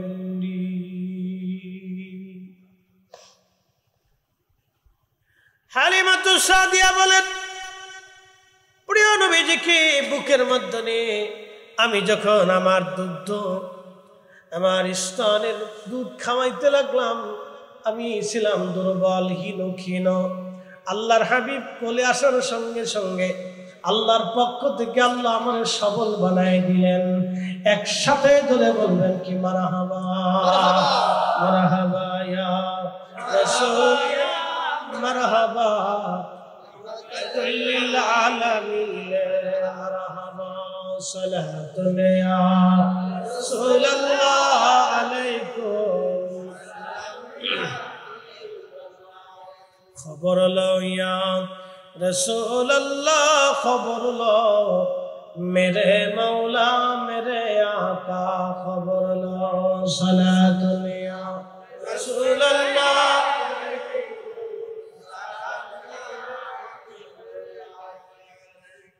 শোনেন, উহুদ পাহাড় জান্নাতে চলে গেছে শুধু আল্লাহ রাসূলকে ভালোবাসার জন্য। যদি কোনোদিন পৃথিবীতে কোনো জান্নাতি পাহাড় দেখতে চান, কি পাহাড়? জোরে বলেন, জোরে জোরে। জান্নাতি পাহাড় যদি দেখতে চান তো উহুদের দিকে তাকাবেন। আলা বাবিন মিন আবওয়াবিল জান্নাহ, আল্লাহ রাসূল বলেন এটা জান্নাতের দরওয়াজাতে থাকবে। উহুদ এটা জান্নাতের পাহাড়। উহুদ পাহাড়কে জান্নাতে ঢোকার সময় দরজার পাশে আল্লাহ রেখে দিয়েছে। একসাথে বলবেন আল্লাহু আকবার। এই শোনেন, পৃথিবীতে দুইটা জাতিকে আল্লাহ জাহান্নামের ইন্ধন বানাবে, খড়ি খড়ি লাকড়ি, একটা মানুষ আর একটা পাথর। পৃথিবীতে ঝর্ণা দেখবেন, এই ঝর্ণা কিন্তু পাথরের ভিতর থেকে বের হয়ে আসে। কারণ কি জানেন? এই পাথর প্রতিনিয়ত আল্লাহর সাথে কান্নাকাটি করে, ইয়া রাব্বি তুমি আমাকে জাহান্নামের খড়ি বানাবা, আল্লাহ জাহান্নামকে আমাকে দিয়ে উত্তপ্ত করবা। আপনি দেখবেন কয়লার আগুন তাড়াতাড়ি শেষ হয়ে যায়, লোহাটাও আপনি তাড়াতাড়ি শেষ হয়ে যায়। লোহাতে আগুন ধরাবেন, ওটা লাল হবে, কিন্তু আস্তে আস্তে আস্তে আস্তে খুব দ্রুত ওইটা মিস হয়ে যাবে। কিন্তু পাথর যদি আপনি গরম করেন, এটা সহজে ঠান্ডা হয় না, সহজে পাথর ঠান্ডা হয় না। এই জন্য পাথর এবং মানুষ দিয়ে আল্লাহ জাহান্নামকে পরিপূর্ণ করবে এবং লাকড়ি বানাবে, উত্তপ্ত হতে থাকবে, উত্তপ্ত হতে থাকবে জাহান্নাম পাথর। এই জন্য পাথর প্রতিনিয়ত কান্নাকাটি করে, আল্লাহ আপনি আমাকে দিয়ে জাহান্নাম ভর্তি করেন না। পাথর কান্না করে, সেই কান্না থেকে ঝর্ণার সৃষ্টি হয়। একসাথে বলা যাবে আল্লাহু আকবার। আহা, পাথর কান্নাকাটি করে, আর আমরা মানুষ আমাদের চোখের পানি আসে না, আমরা মানুষ আমাদের চোখে পানি আসে না, পাথর কান্নাকাটি। আল্লাহর নবী বললেন, সাহাবীরা রে, দুনিয়া থেকে যদি জান্নাতি পাহাড় দেখতে চাও, আমার উহুদের দিকে তাকাও। উহুদ জান্নাতি পাহাড়, আলা বাবি মিন আবাবিল জান্নাহ, এটা দরজার সামনে তাকে রেখে দেওয়া হবে। জান্নাতের ঢোকার সময় দরজার পাশেই উহুদের জায়গা হয়ে যাবে। কারণ শুধুমাত্র আল্লাহর নবীকে ভালোবাসার জন্য একটা পাহাড় জান্নাতে চলে গেল। যদি মদিনাতে আপনি যান, জাহান্নামের একটা পাহাড়ের ঠিকানা মদিনাতে দিয়ে যায় আজ, জাবালে আইর, আর একটা নাম জাবালে নার, একটা নাম জাবালে আইর। মদিনা মুনাওয়ারা থেকে যদি আপনি ইহরাম বাঁধেন, তাহলে মক্কায় আসার সময়, মদিনার বের হওয়ার সময় মসজিদে জুল হুলাইফা থেকে আপনাকে ইহরাম বাঁধতে হবে। মসজিদে জুল হুলাইফার বাম পাশে আপনি দেখবেন একটা মস্ত বড় পাহাড়, এই পাহাড়ের নাম জাবালে আইর, জাবালে নার। আল্লাহর নবী বলতেন, উহুদ আমারে ভালোবাসে আর জাবালে আইর আমার সাথে দুশমনি করে। আলা বাবিন মিন আবওয়াবিন নার, এই জাবালে আইরটাকে আমার আল্লাহ রাব্বুল আলামিন জাহান্নামের দরজার পাশে আল্লাহ রেখে দিবে। জাহান্নামের দরজার পাশে আল্লাহ জাবালে আইরকে রাখবে, কারণ সে আমার সঙ্গে দুশমনি করে।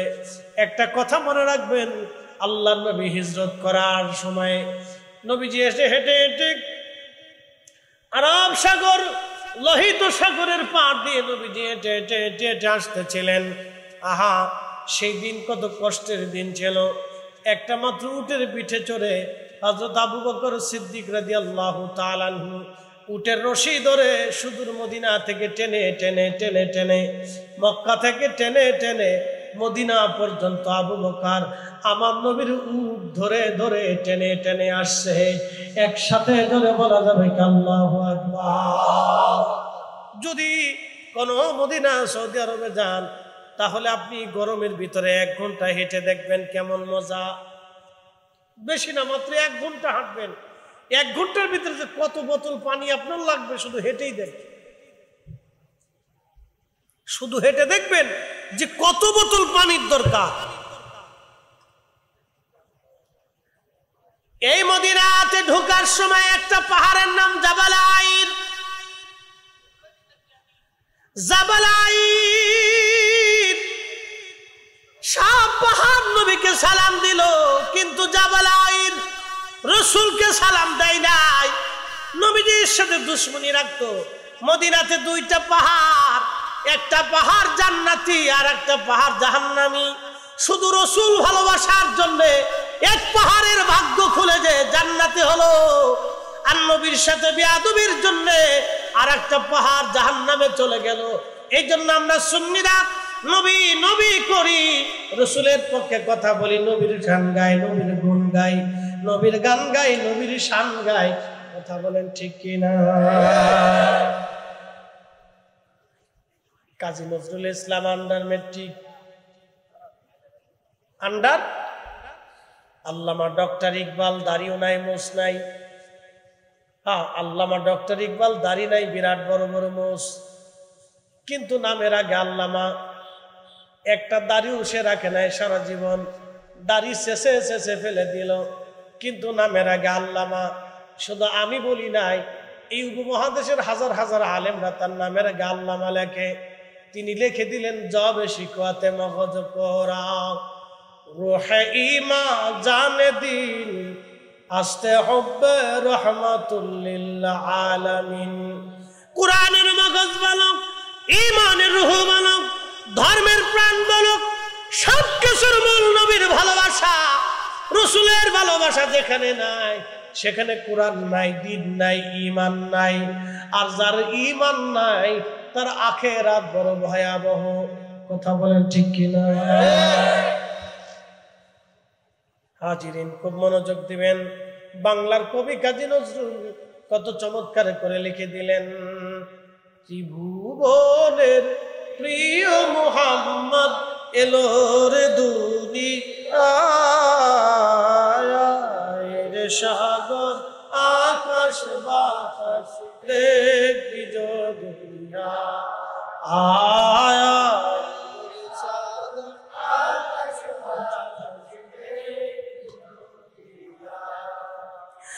ধুলির ধারা বেহেশত আজ জয় করিল দিনুর ইলাজ, আজকে খুশির ঢাল নেমেছে ধূসর সাহারায়, সাগর আকাশ বাতাস দেখবি দুনিয়া, আয় সাগর আকাশ বাতাস দেখবি দুনিয়া। কবি কাজী নজরুল শুধু এখানেই ক্ষান্ত হন নাই, কত চমৎকার করে তিনি আরো লিখে ফেললেন। আল্লামা ইকবালের ভাষার অনুযায়ী লিখে দিলেন, আল্লাহকে যে পাইতে চায়, বলেন আল্লাহ পাওয়ার আশা আছে না নাই? আল্লাহকে যে পাইতে চায়, হযরতকে ভালোবেসে আরশ কুরসি লৌহ কলম না চাহিতে পেয়েছে সে। কথা বলেন ঠিক কিনা? আর দেশের কিছু ভাইরা তিনারা বলতেছেন আমরা দিন কায়েম করব বাংলাদেশে। ঠিক আছে, দিন কায়েম করেন, ভালো কথা, কিন্তু নবীর রাসূলের শানের খেলাফ বলে বলে কেউ যদি বলে দিন প্রতিষ্ঠিত করব, এটা শুধু স্বপ্নই হবে। নবীর সাথে বেয়াদবি করে দিন কায়েম করা সম্ভব না। কথা কন না কেন? কখনোই এই স্বপ্ন পূরণ হবে না, অবশ্যই না। আপনাদেরকে আবার বলি, মনোযোগ দিবেন। কেউ যদি বলে আল্লাহ রাসূল কিয়ামতের ময়দানে সুপারিশ করার ক্ষমতা রাখেন না, নাউযুবিল্লাহ, একসাথে বলে নাউযুবিল্লাহ, তার বাকি জীবনের কি আছে? হাসরের মাঠে তার আছে কি? কিছু আছে? নাই। কেউ যদি রাসূলের সুপারিশ অস্বীকার করে তাহলে কিয়ামতের ময়দানে সে সুপারিশ পাবে? রাসূলের দরজায় তার জায়গা হবে? হবে না। কেন হবে না বলতেছি। মেশরের মাঠে নবীজি হাউজে কাউসারের পানি পান করাবে সবাইকে, সমস্ত উম্মতদেরকে হাউজে কাউসারের পানি পান করাবে। হাসরের মাঠ এত বিরাট হবে যে আদম শফিউল্লাহ থেকে কিয়ামত পর্যন্ত যত মানুষ পৃথিবীতে আসবে সমস্ত মানুষ হাসরের মাঠে আল্লাহর আদালতে দাঁড়াবে। সৃষ্টির প্রথম থেকে কিয়ামত পর্যন্ত যত জিন সৃষ্টি হয়েছে সমস্ত জিনেরা হাসরের মাঠে আল্লাহর সামনে দাঁড়াবে। সৃষ্টির প্রথম থেকে কিয়ামত পর্যন্ত যত ফেরেশতা সৃষ্টি হবে সমস্ত ফেরেশতারা আল্লাহর আদালতে হাসরের মাঠে নিজস্ব আকৃতি নিয়ে দাঁড়ায় যাবে।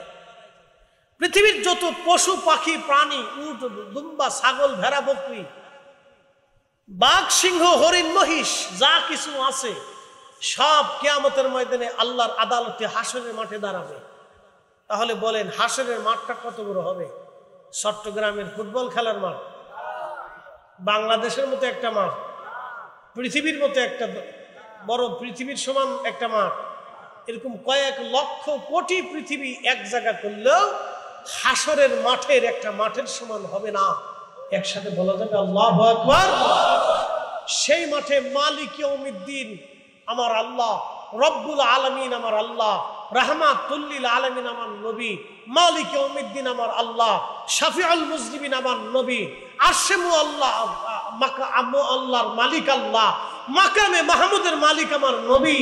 সেই দিনে আমার জান্নাতের রব হচ্ছে আমার আল্লাহ, আর হাউজে কাউসারের মালিকানা আমার নবী। একসাথে বলা যাবে না মারহাবা? আপনি রাসূলকে ছোট করে দেখলে আপনার দুনিয়াও বরবাদ হবে, আখিরাতও বরবাদ।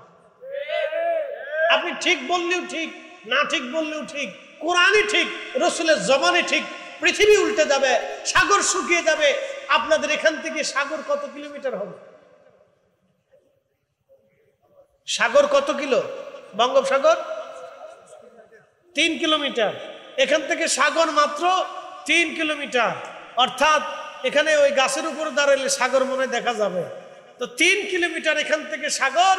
এই যে পৃথিবীর আপনারা একবারে স্থলভাগের শেষ প্রান্তে আছে, পৃথিবীর স্থলভাগের একেবারে শেষ প্রান্তে আপনারা, এরপরে সাগর আর সাগর আর সাগর, পানি আর পানি আর পানি। সাগর শুকিয়ে যাবে, আল্লাহর কালাম কখনো পরিবর্তন হবে না। কথা ঠিক কিনা? আল্লাহর কালামের কোনো পরিবর্তন নাই। দুনিয়াতে রাসূলুল্লাহকে অস্বীকার করে কিয়ামতের ময়দানে আল্লাহর নবীর সুপারিশের আশা করাটা বৃথা হবে। নবীর শাফায়াতকে ইনকার যারা করবে কিয়ামতের ময়দানে তারা সুপারিশ পাবেই না। রাসূলের ইজ্জতকে যারা ছোট করে দেখবে কিয়ামতের ময়দানে তারা আল্লাহর দরবারে ইজ্জত পাবেই না। কথা বলেন ঠিক কিনা? সারা জিন্দেগীর জন্য মনে রাখবেন, তাদের উপরে আল্লাহর লানত হবে, ফেরেশতাদের লানত হবে, তাম সৃষ্টির লানত হবে, আমার রাসূলের পক্ষ থেকে তাদের উপর লানত হবে, তাদের আখিরাত বরবাদ হবে, নেকিগুলি ভস্ম হয়ে যাবে। যেমন আপনার আগুনের ভিতরে ঘি ঢেলে দিলে ঘি যেমন পুড়ে ভস্ম হয়ে যায়, আগুনের ভিতরে কাষ্ঠখণ্ড যেমন ছাই হয়ে যায়, বান্দা রাসূলের সাথে বেয়াদবি করলে তার নেকিগুলি ওইরকম একবারে ছাইয়ের মতো ভস্মীভূত হয়ে একবারে মিসমার হয়ে যায়, কিচ্ছু থাকে না। আগুনের ভিতরে তুলা যেমন নিশ্চিহ্ন হয়ে যায়, ঠিক ওইরকম রাসূলের সাথে বেয়াদবি করলে ইমানদারের মুসলমানের নেকিগুলি ওইরকম তুলার মতো ভস্মীভূত হয়ে নিঃশেষ হয়ে যায়। এটা আর কখনো খুঁজে পাওয়া সম্ভব না। এই জন্য আল্লাহ রাসূলের শান খেলাপ করে কেউ যদি মনে করে যে আমরা অনেক বিরাট কিছু করে ফেলছি, এটা ডাহা মিথ্যা কথা। তার জিন্দেগি বরবাদ, তার মুরিদের জিন্দেগি বরবাদ, তার অনুসারীদের জিন্দেগি বরবাদ। কথা বলেন ঠিক কিনা? কোনো সন্দেহ নাই। আর বলতেছি ভালো করে বুঝে, হাউজে কাউসারের পানি আমার রাসূলের বরাদ্দে।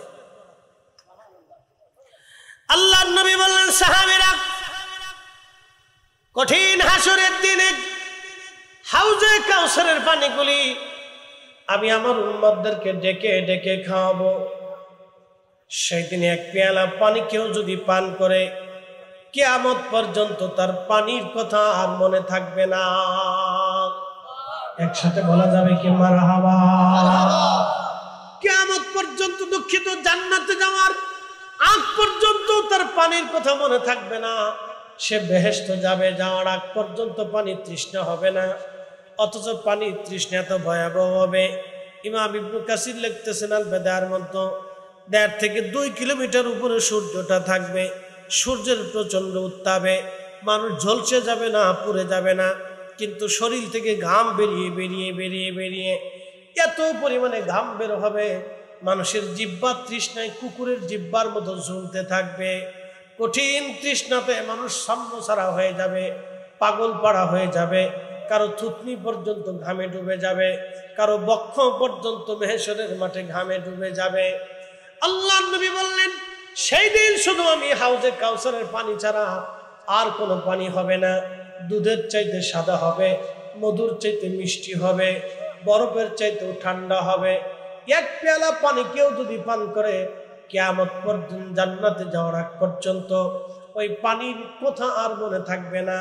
কিন্তু আমি মাঝে মধ্যে চিন্তা করলাম, আল্লাহর নবী বরফের চাইতেও ঠান্ডার কথা কেন বললেন? এই বছর হজে যাওয়ার পরে বুঝলাম ঠান্ডা পানি কেমন প্রয়োজন। প্রচন্ড গরমে যখন আপনার কলিজা একেবারে শুকায় যাবে, তখন আপনি নরমাল পানি পান করলে আপনার কলিজা ঠান্ডা হয় না। ওই সময় ঠান্ডা পানির দরকার হয়। ঠান্ডা পানি খাওয়ার পরে আপনার কলিজা ঠান্ডা লাগবে, আপনি নর্মাল পানি পান করলে কলিজা ঠান্ডা হবে না। বাংলাদেশের আবহাওয়াতে আপনি নর্মাল পানি পান করলে আপনার শরীরের জন্য ম্যাচিং হবে, ভালো হবে, কিন্তু সৌদি আরবে আপনি নর্মাল পানি পান করলে ওই গরমে তেমন কেমন কোনো কাজে লাগে না। যখন আপনি ঠান্ডা পানি পান করবেন তখন আপনার কলিজার তৃষ্ণা নিবারণ হবে। এই জন্য আল্লাহর নবী বললেন হাউজে কাউসারের পানিটা হবে ঠান্ডা, বরফের চাইতেও ঠান্ডা হবে। এক পেয়ালা পানি পান করলে 30,000 বছর কোনো বর্ণনায় আসছে একেবারে জান্নাতে যাওয়ার আগ পর্যন্ত পানি তৃষ্ণার মনে থাকবে না। আল্লাহর নবী আরো বলেন উম্মতেরা রে, সেই দিন আমি আমার উম্মতদেরকে ডেকে ডেকে ডেকে ডেকে নিয়ে হাউজে কাউসারের পানি পান করাইয়া আমি নবী সবাইরে আগে নিয়ে জান্নাতে চলে যাব। শ্রেষ্ঠ নবী দিলাম রে তরিয়ে নিতে রোজা শরীক, কাজী নজরুলের লেখা। শ্রেষ্ঠ নবী দিলাম রে তরিয়ে নিতে রোজা শরীক, পথ না ভুলি তাই তো দিলে পাক কোরআনের বাণী, খুদা তোমার মেঘের বাণী সুন্দর ফুল।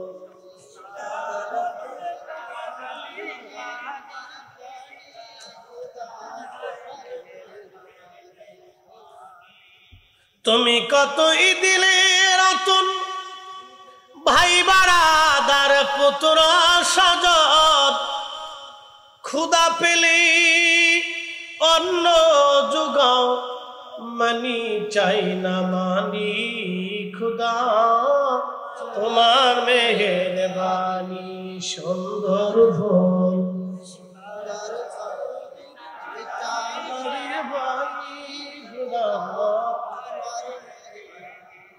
সালাতুন ইয়া রাসূলুল্লাহ আলাইকুম আয়না, সালাতুন ইয়া রাসূলুল্লাহ আলাইকুম। বন্ধু আমার, সাহাবীরা বলতেছে হুজুর কিয়ামতের মাঠে উম্মত আপনি কি করে চিনবেন? অথচ আদম সফিউল্লাহ থেকে ঈসা রুহুল্লাহ পর্যন্ত ১৬ লক্ষ নবী পৃথিবীতে আগমন করেছে। এত নবীর উম্মতের মাঝে আপনার উম্মত কেমনে চিনবেন? আমার নবী ডাক দিলেন সাহাবীরা রে, 1000 লাল ঘোড়ার ভিতরে সাদা কপালওয়ালা একটা ঘোড়া কি চিনা যায় কিনা? সাহাবীরা বলেন হ্যাঁ ইয়া রাসূলুল্লাহ, 1000 লাল ঘোড়ার ভিতরে কালো ঘোড়ার ভিতরে একটা সাদা কপালওয়ালা ঘোড়া চিনা সহজ। নবীজি বললেন সাহাবীরা রে, আমার উম্মতেরা 5 ওয়াক্ত নামাজ পড়বে, 5 ওয়াক্ত নামাজের আগে 5 ওয়াক্ত ওযু করবে। ওই ওযুর কারণে ওযুর চিহ্নগুলি সেই দিন নূরে নূর চমকাইতে থাকবে। ওই নূর দেখিয়া দেখিয়া আমি নবী আমার উম্মতকে হাউজে কাউসারের পানি পান করায় দিব। একবার জোরে বলা যাবে কি মারহাবা? নামাজ জোরে বলেন কি? আরো জোরে, আরো জোরে। যেই উম্মত নামাজ পড়ে না হাউজে কাউসারের পানিও পাবে না। কথা কন না কেন?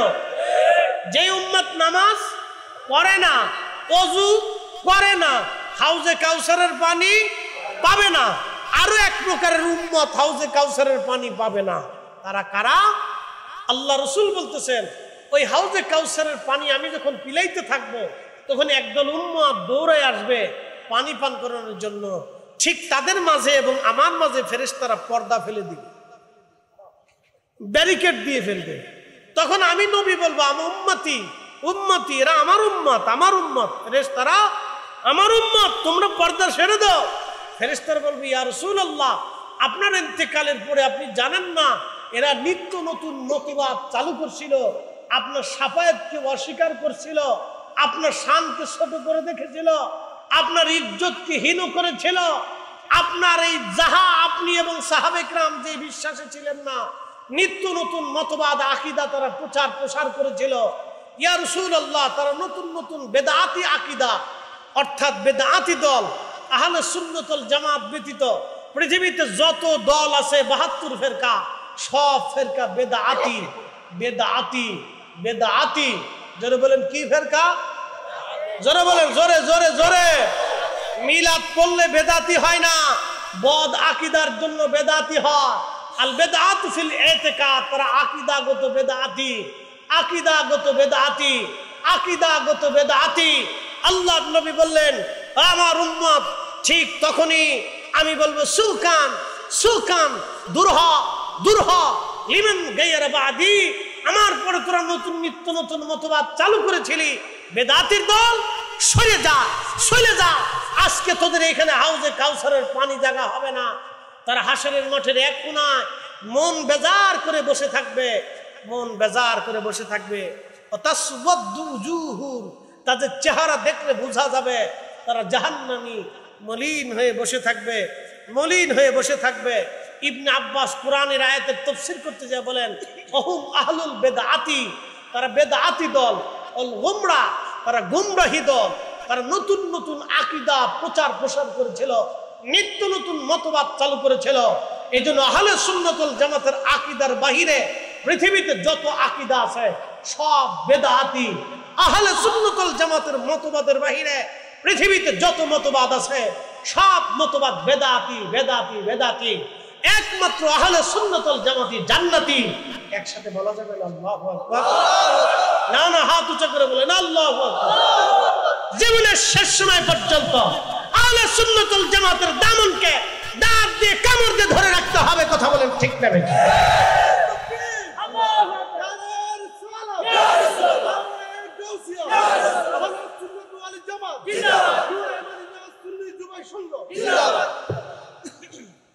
আল্লাহ সেই দিন ডাক দিল তাসওয়াদু উজুহুন, চেহারা মলিন।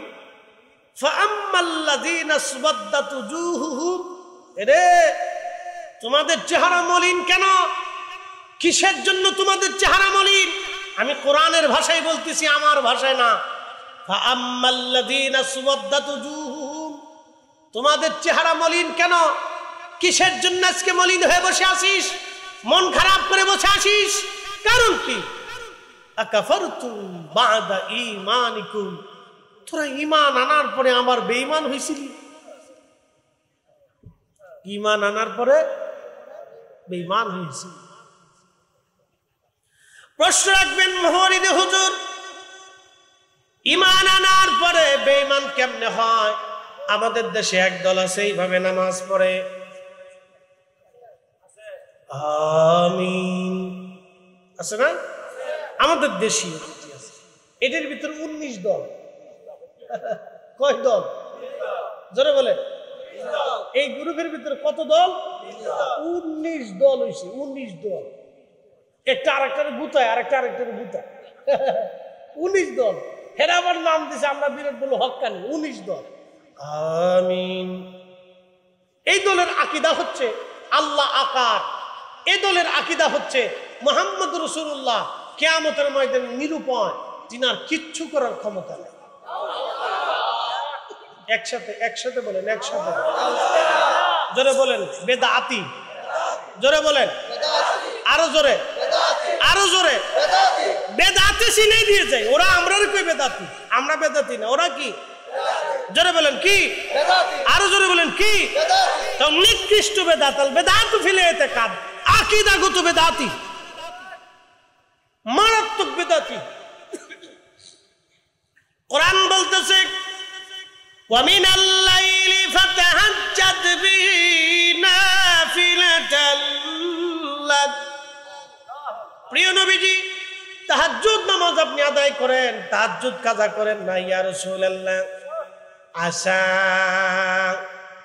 কোরআন শরীফে আশা শব্দ যেখানে ব্যবহার করেছেন আল্লাহ সেখানে বেশি গুরুত্ব দিয়ে বলছেন অবশ্যই আমি আপনাকে দেব।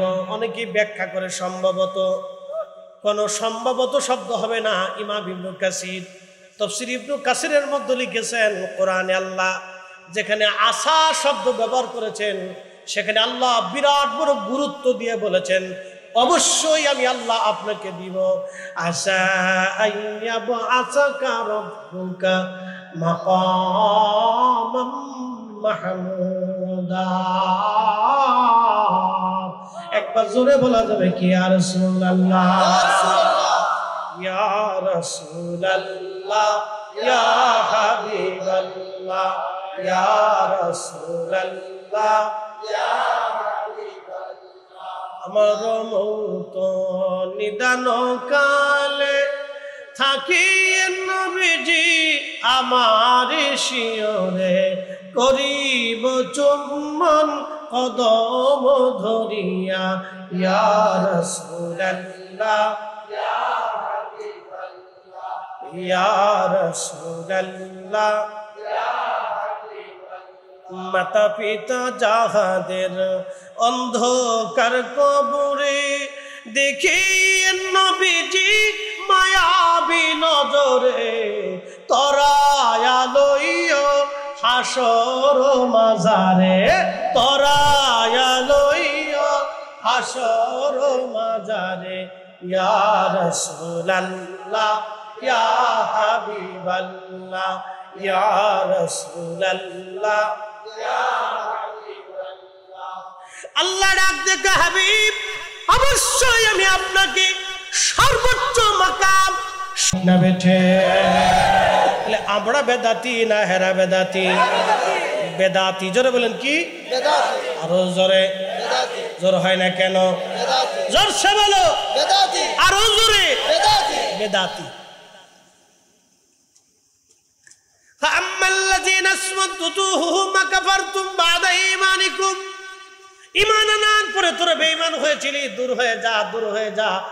মুহাম্মাদুর রাসূলুল্লাহ সাল্লাল্লাহু আলাইহি ওয়াসাল্লাম, এই শব্দের উপরে ঈমান না আনলে ঈমান হবে না, ঠিক কি না?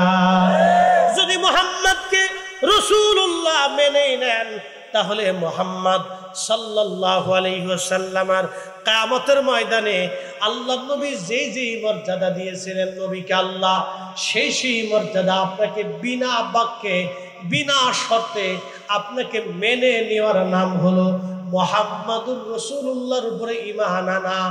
আমার নবীর যত গুণ আছে, যত কথা কন না, যত গুণ আছে, যত গুণ আছে, সব গুণে নবীকে মানার নাম, নবীর সর্বগুণে নবী মানার নাম মুহাম্মাদুর রাসূলুল্লাহ সাল্লাল্লাহু আলাইহি ওয়াসাল্লাম। সালাতুন ইয়া রাসূলুল্লাহ, হায় হায় সালাতুন ইয়া।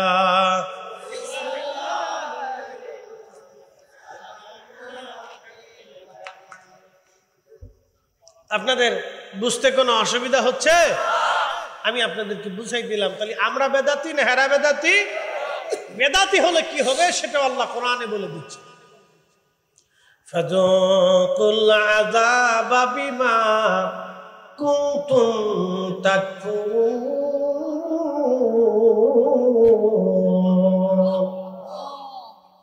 যাও আজকে জাহান্নামে চলে যাও। কোথায় চলে যাও? ঈমান আনলো, নামাজ পড়লো, রোজা রাখলো, হজ করলো, যাকাত দিল, জান্নাত হলো না। কথা কর না কেন? ঠিক না? নামাজ পড়লো, রোজা করলো, জিকির করলো, হজ করলো, যাকাত দিল, কিন্তু জান্নাত হলো না। কারণ আকীদাগত বেদাতি, আকীদাগত, জোরে বলেন, আকীদাগত বেদাতি। ফাযুকুল আযাব। কোরআন শরীফে ভুল টুল আছে না? কোরআন আল্লাহ পাক কোরআনে বলতেছেন ফাযুকুল আযাব বিমা কুনতুম তাকফুরুন। ওই কুফরির কারণে, বেঈমানের কারণে, বদ আকীদার জন্য তোমরা আজকে জাহান্নামে চলে যাও, তোমাদের আর কোনো জায়গা হবে না। ওই বেদাতির দল আরো একটা আকীদা আছে তাদের, লা ইলাহা ইল্লাল্লাহ, বলেন আল্লাহ ছাড়া আর কোনো মাবুদ নাই। আল্লাহর গুণ আছে না নাই? আল্লাহর একটা গুণ মানবেন আর একটা গুণ মানবেন না, আল্লাহ মানা হবে না। আল্লাহকে রহমান যেমন মানবেন, রহিমও তেমন মানবেন। রহিমও যেমন মানবেন, গফফারও তেমন মানবেন। গফফারও যেমন মানবেন, কারিমও তেমন মানবেন। কারিমও যেমন মানবেন, সত্তারও তেমন মানবেন। সত্তারও যেমন মানবেন, রাজ্জাকও তেমন মানবেন। রাজ্জাকও যেমন মানবেন, রাব্বে কারিমও তেমন মানবেন। রব যেমন মানবেন, হাজ্য তেমন মানবেন। রব চিরঞ্জীব যেমন মানবেন, চিরস্থায়ী যেমন মানবেন, তেমন জীবনদাতাও মানবেন, মরণদাতাও মানবেন। আল্লাহর যতগুলি গুণ আছে সব গুণে মানার নাম হলো লা ইলাহা ইল্লাল্লাহ। একটা গুণ মানবেন আর একটা গুণ মানবেন না, ঈমান হবে না। এই বুকে হাত দিয়া গুরু ওরা বলতেছে আল্লাহকে আল্লাহ মানি, কিন্তু আল্লাহ নিরাকার আমরা মানি না, আল্লাহ আকার আমরা মানি। আর আহলে সুন্নাত ওয়াল জামাতের আকীদা হলো আমার আল্লাহ নিরাকার। একসাথে বলেন আল্লাহু আকবার। তুমি রহমান, তুমি মেহেরবান, তুমি রহমান, তুমি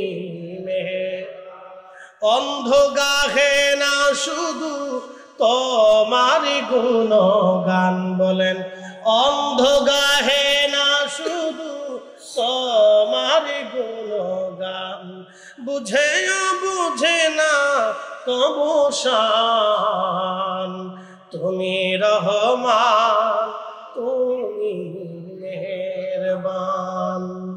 কখনো তোমাকে যদি ভুলি,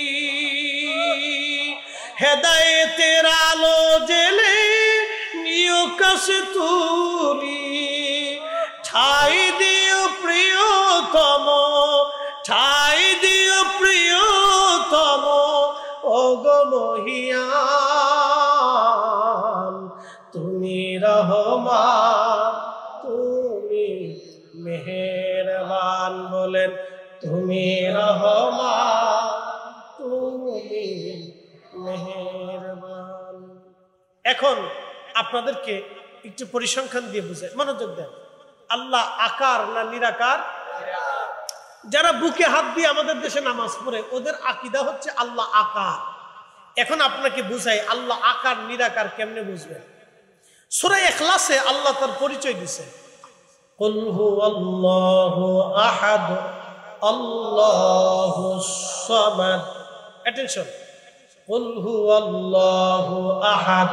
আল্লাহ জোরে বলেন, আরো জোরে। জন্ম, জন্ম নাই, জোরে বলেন জন্ম, জন্ম দেন না, জন্ম নেন না, জন্ম দেন না, ছেলেপুলা হয় না, স্ত্রী পুত্র পরিজন লাগে না। আল্লাহ নিজে রব্বুল আলামিন। আল্লাহর আরেকটা পরিচয় আল্লাহুস সামাদ, তিনি কারো মুখাপেক্ষী না, সব সৃষ্টি আল্লাহর মুখাপেক্ষী। একসাথে বলেন আল্লাহু আকবার। এই যে পানির বোতল, এটা সৃষ্টি না স্রষ্টা? বলেন এটা জায়গা দখল করে আছে কিনা? দৈর্ঘ্য আছে কিনা? প্রস্থ আছে কিনা? ব্যাস, ব্যাসার্ধ, ওজন সব আছে। এটার ধ্বংস আছে, শুরু আছে, শেষ আছে। এখন বলেন এটা কি নিরাকার না আকার? একসাথে বুঝে বলেন, বুঝে কইতেছেন তো? জোরে বলেন এটা কি আকার না নিরাকার? তাহলে একমাত্র আকারে যাহা কিছু আছে সৃষ্টিতে, সব কিছুর শুরু আছে, শেষ আছে, ক্ষয় আছে, লয় আছে, শেষ হবে, ধ্বংস হবে, তৈরি হবে, জায়গা আছে, ব্যাস আছে, ব্যাসার্ধ আছে, আকৃতি আছে, আকার আছে। তিনি হচ্ছে আকার, আর আকারই হলো সৃষ্টি। আর একমাত্র আমার রব, তিনি হচ্ছেন নিরাকার। তিনার দৈর্ঘ্য শুরু নাই, শেষ নাই, দৈর্ঘ্য নাই, প্রস্থ নাই, ব্যাস নাই, ব্যাসার্ধ নাই, দেখা যায় না, ছোঁয়া যায় না, ধরা যায় না। তিনি কোনো জায়গায় সীমাবদ্ধ না, তিনি কোনো কালে সীমাবদ্ধ না। তিনি একালে, সেকালে, আগামীতে, অতীতে, বর্তমানে, ভবিষ্যতে কোনো কালের সাথেই তিনি সম্পৃক্ত না। এই জন্য তিনি রব্বুল আলামিন, এই জন্য তিনি আল্লাহুস সামাদ, এই জন্য তিনি লাইসা কামিসলিহি শাইউন, তার সাথে কোনো তুলনা নাই, উপমা নাই, মেসাল নাই। এই জন্য আল্লাহ নিরাকার। আল্লাহকে যারা আকার মনে করে সেজদা দিবে তারা সুন্নতি না বেদাতি? জোরে বলেন, বেদাতি, আরো জোরে। বেদাতি, জোর হয় না কেন? বেদাতি। তারা বেদাতি দল, বুঝে গেছেন এবার। কিন্তু বিরাট বড় বুজুর্গ ঘন্টা একটা মুড়ি দিয়ে বাপরে বাপ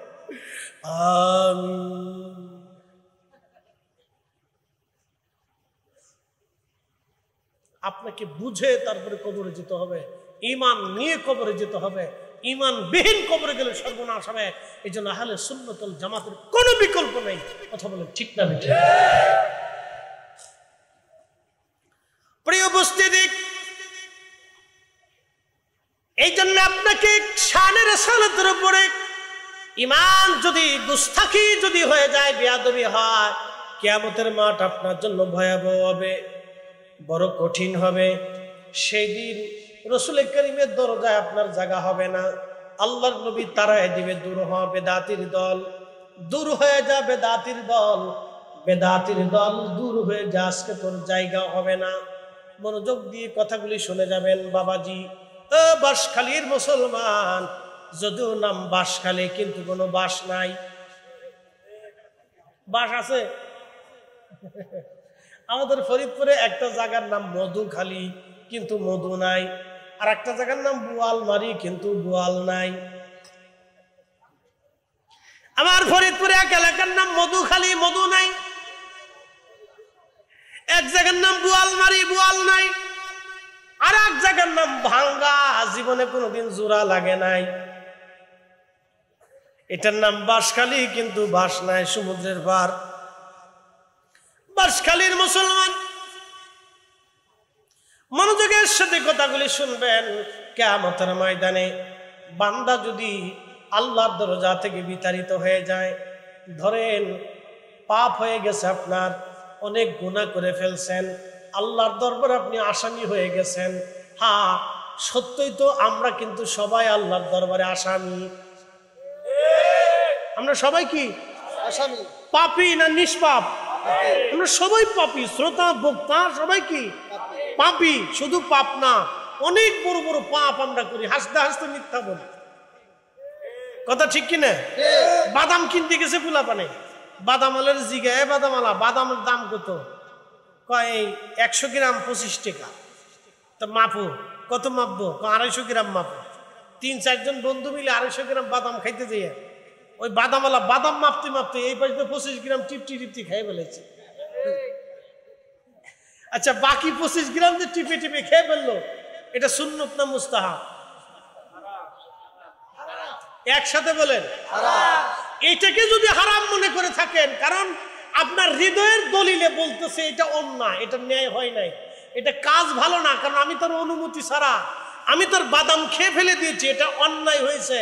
এটাকে যেমন অন্যায় ভাবেন, সুদ ঘুষ, অন্যায় ভাবে জমি দখল করে নেওয়া, অন্যায় ভাবে কারো সম্পদ হরণ করা, অন্যায় ভাবে কারো টাকা মেরে দেওয়া, বাজারে বাকি আনছেন আর ফেরত না দেওয়া, হাওলাত আনছেন আর ফিরিয়ে না দেওয়া, এগুলিকে ওইরকম চরম অন্যায় মনে করতে হবে। কথা বলেন ঠিক না বেঠিক? এগুলি অন্যায়, অনেক বড় অন্যায়, এগুলি অনেক বড় অন্যায়। আমরা হাসতে হাসতে অন্যায় কাজ করি। বাংলাদেশে কত মানুষ, কত মুসলমান টাকা ফেরত দেয় না। আপনাদের কাছে একটা মাসালা বাতলাই দিয়ে যাই, শোনেন। আল্লাহর নবী কোন সাহাবী ইন্তেকাল করার পরে নবীজি কবরে দেওয়ার আগে তার পরিবারকে ডাকতেন। ডাকার পরে বলতেন তার কি কোনো ঋণ আছে কিনা। পরিবারের লোকজন বলতো হ্যাঁ, অমুক অমুক অমুকের কাছে সে ঋণ আছে। আল্লাহর নবী তাদেরকে ডাকতেন, তোমরা কি ঋণ মওকুফ করে দিছো? কেউ দিত, কেউ দিত না। তো যারা দিত না, নবীজি তাদের উপর বেজার হইতেন না। অন্য অন্য ধনী সাহাবীদেরকে বলতেন, তোমরা কিছু কিছু দিয়ে এই বান্দার ঋণ মওকুফ করাই দাও। কবরে নামানোর আগে নবীজি ঋণ মওকুফ করাইয়া তারপরে সাহাবীকে নবী কবরে পাঠাইতেন। ঋণ মওকুফ না করাইয়া নবীজি কবরে নামাইতেন না। আর আমরা কত কোয়ালিটির ঋণ আমরা মানুষের কাছে পড়ে রয়েছি, তার হিসাব নাই। আহা, এই জন্য ঋণ মওকুফ করাইয়া তারপরে কবরে পাঠায়েন, ঋণ ছুটাইয়া তারপরে কবরে দিয়েন। ঋণ না ছুটাইয়া কবরে দিয়েন না, সর্বনাশ হয়ে যাবে, সর্বনাশ হয়ে যাবে। বলে হুজুর কি সর্বনাশ হবে? আপনি যেই বান্দার কাছে ঋণ থাকবেন, কিয়ামতের ময়দানে সে মাফ না করলে আপনি মাফ পাবেন না। আর রাসূল কারীমের দরবারে বেয়াদবি হইলে তার আর মাফের কোনো, ক্ষমার কোনো, জান্নাতের কোনো আশা করা যায় না আল্লাহ রসুল ক্ষমা না করা পর্যন্ত। কথা বলেন ঠিক না? কি করে জান্নাতের আশা করতে পারেন বলেন তো? এই জন্য আমরা আপনাদেরকে বারবার আল্লাহর হাবিবের দিকে নিয়ে যাই। আপনি আল্লাহর সাথে অন্যায় করেছেন, নামাজ পড়েন নাই, রোজা রাখেন নাই, এই যে অন্যায় করছেন, আল্লাহ আপনাকে ক্ষমা করবে।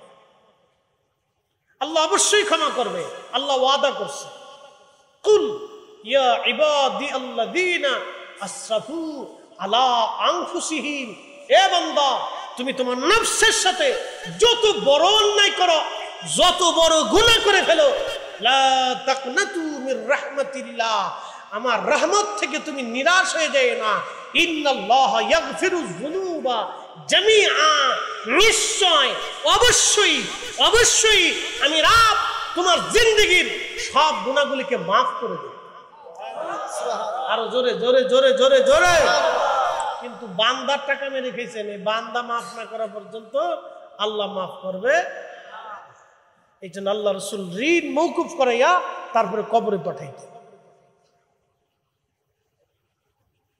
আমাদের দেশে বিরাট বুজুর্গ, বিরাট হাজি সাহেব মানুষের টাকা মারতে মারতে শেষ করে ফেলছে। বিরাট হাজি, ওরে বাপরে বাপ, রমজান মাস আসলে মক্কায়, খালি মক্কায় দৌড়ায়।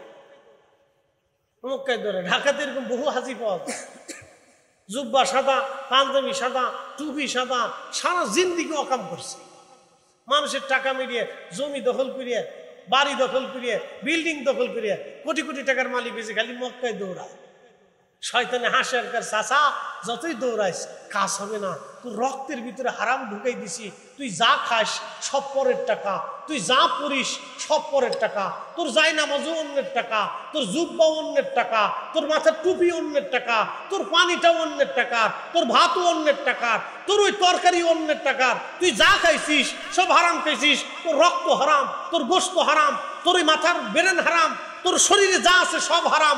তুই যতই কাবা ঘরের সামনে সেজদা দিস, শয়তান কয় তোর জীবনের গুড়ার থেকে মেরে দিছি, যতই উপরে পানি ঢালিস আর জীবনে গাছ বাঁচবে না, তোর জিন্দিগির আর কোনো ইবাদত কবুল হবে না। কথা কোন ঠিক না ঠিক? একবারে মেরে দিস, শেষ। এই জন্য আপনাদেরকে অনুরোধ করবো, ঋণ মওকুফ করাইয়া তারপরে বান্দাকে কবরে পাঠাবে। দীর্ঘ সময় আলোচনা করছি মোহতারাম, আল্লাহ আমাদেরকে আল্লাহ রসুলের শান বুঝার তৌফিক নসিব করুন, বলে না আমিন। শেষ ওয়াজ হযরত হালিমাতুস সাদিয়া রাদিয়াল্লাহু আনহা বলেন, নবীকে কোলের মধ্যে নিলাম, আমার উট দড়ি রশি খুলে, উট বাঁধা ছিল, রশি ছিঁড়ে আমার উট দৌড়াইয়া কাবা শরীফের সামনে যায় সেজদার মধ্যে পড়ে গেল। কে সেজদা দিল? উটে সেজদা দিচ্ছে। হযরত হালিমা বললেন, উটে সেজদা দিয়ে কাবা শরীফের সামনে পড়ে গেল, উটের দুধ ছিল না, উটের দুধ আসলো। পরের দিন আমি আমার রসুলকে নেওয়ার জন্য আমি আমার গাধার পিঠের মধ্যে চললাম। হযরত আমেনা কোলে করে সন্তান নিয়ে আসলো বিদায় দেওয়ার জন্যে, কলিজার টুকরা সন্তান বিদায় দেওয়ার জন্য আমেনা আমার কাছে নিয়ে আসছে। আমার কোলের মধ্যে আমার রসুলকে দেয়া হলো। হযরত আমেনা বলতেছিল, হালিমারে তুমি জানো না আমার এই সন্তানের শান কত? হালিমা তুমি কাকে নিয়ে যাচ্ছ তুমি এখনো জানো না? হালিমারে আমি তার মা, পেটে ধারণ করেছি, কিন্তু আমি আমেনা কখনো বুঝতেই পারতাম না আমার পেটের মধ্যে কোনো সন্তান আছে। আমি ঘুমিয়ে থাকতাম, রাতের আধারে কে জানি এসে স্বপ্নের ঘরে আমাকে বলতো, আমেনা তুমি বড় ভাগ্যবতী, তোমার উদরে আখিরি নবী তশরিফ এনেছে, তুমি আখিরি নবীর মা হতে চলেছ। হালিমা তুমি জানো না আমার মোহাম্মদ কত বড় শানওয়ালা? হযরত আমেনা বলতেছে, রে হালিমা আমার বেটা মোহাম্মদ কত বড় শানওয়ালা তুমি জানো না? আমি বলছি, হালিমারে তারা আমানতের সাথে রাখবা এবং খুব যত্ন করবা। শুনে রাখো আমার এই সন্তান আখিরি নবী হবে, আমার এই সন্তান নবী হবে, জগৎ জোড়া তার খ্যাতি হবে। সৃষ্টির এমন কোন জায়গা নাই তার প্রশংসা না হবে, তার গুণকীর্তন ছড়িয়ে না করবে, তার অনুসারী দিয়ে সারা পৃথিবী ভরে যাবে। একবার জোরে বলা যাবে কি মারহাবা। নিজের ছেলের প্রশংসা মা করতেছে। হালিমা, তুমি জানো না আমার ছেলের শান কত? হালিমা রে, আমি যখন আমার সন্তান মুহাম্মদকে দুনিয়াতে আসে, সে আমার থেকে ভিতর থেকে যখন আল্লাহ তাকে আনে, শোনো, তখন আমি শুধু নূর দেখেছিলাম। একসাথে বলবেন আল্লাহু আকবার। খারাজা মিনহা নূর, আমি শুধু নূর দেখছিলাম, আমার ভিতর থেকে নূর বের হওয়া। আর এই নূরের আলোতে আমি সুদূর সিরিয়ার রাজপ্রাসাদ, রোমানদের রাজধানী রোম সাম্রাজ্যের রাজধানী সিরিয়ার সেই বিরাট বড় রাজপ্রাসাদ আমি প্রকাশ্যভাবে দেখেছি। রে হালিমা, তুমি জানো না আমার ছেলের শান কত? সাবধানে রাখবে, আমার সন্তানকে পরম আদর দিবে, যত্ন করবে। হালিমা, তুমি অনেক বড় ভাগ্যবতী। আমার সন্তান পৃথিবীতে আসার পরে তুমি জানো না হালিমা, আমি যখন আমার সন্তান প্রসব করেছিলাম, বেলা দাঁত হয়েছিলাম, হালিমারে আমার পুরা ঘরটা নূরে নূরান্বিত ছিল। 4 জন মহিষী নারী এসেছিল বেহেশত থেকে। একজনের নাম হাওয়া, আর একজনের নাম মারিয়াম, আর একজন আসিয়া। একসাথে বলা যাবে না আল্লাহু আকবার। তারা এসে আমার সন্তানকে রিসিভ করেছিল। হালিমা, শোনো, আমার সন্তানের শান কত? আমি কখনো আমার সন্তানের গুপ্তাঙ্গ দেখি নাই, শুধু নূর দেখা যায়। হযরত হালিমা বলতেন, আল্লাহর কসম, আমি রসুলের গুপ্তাঙ্গ কখনো দেখি নাই, ওদিকে নজর পড়লেই শুধু নূর দেখতাম, নূর। একসাথে বলবেন না আল্লাহু আকবার। আপনারা দুনিয়াতে যখন ছোটকালে ল্যাংটা ছিলেন, এখনো ল্যাংটা হলে গুপ্তাঙ্গ দেখা যায় না? আল্লাহ রসুলের গুপ্তাঙ্গ কেউ কোনোদিন দেখে নাই। আল্লাহ রসুলের ইজ্জতটাকে, সম্মানটাকে এতটাই বুলন্দ করেছিলেন, তিনি খাতনা অবস্থায় পৃথিবীতে আসছে। মায়ের পেট থেকে আল্লাহ খাতনা করাই দিয়েছে। পৃথিবীর কোন পুরুষ তার ওই গুপ্তাঙ্গ ইজ্জত মুবারকে হাত যাতে না দিতে পারে, সেই জন্য আল্লাহ তাকে খাতনা করাইয়া পৃথিবীতে পাঠিয়েছে। খাতনা করায় পাঠিয়েছে। আরে আমার রসুলের শান্ত আল্লাহ নিজে বুলন্দ করেছে, আমার রসুলের শান্ত আল্লাহ নিজে রক্ষা করেছে। অতএব উম্মত যদি ওই নবীর ইজ্জতের চাদর ধরে, আল্লাহি বিল্লাহি তাল্লাহি, আসমান ওয়ালার কসম করে বলি, ওই উম্মতের দুনিয়া ধ্বংস হবে, মরণ ধ্বংস হবে, কবর ধ্বংস হবে, হাসর ধ্বংস হবে, পরকাল ধ্বংস হবে। কথা বলেন ঠিক না? ওয়াজ আমার শেষ। আল্লাহ আমাদেরকে বুঝার তৌফিক দিক বলে না আমিন। এসেছেন যত নবী সকলের ইমাম, সালাম নবী তোমায় হাজারো সালাম ইয়া নবী।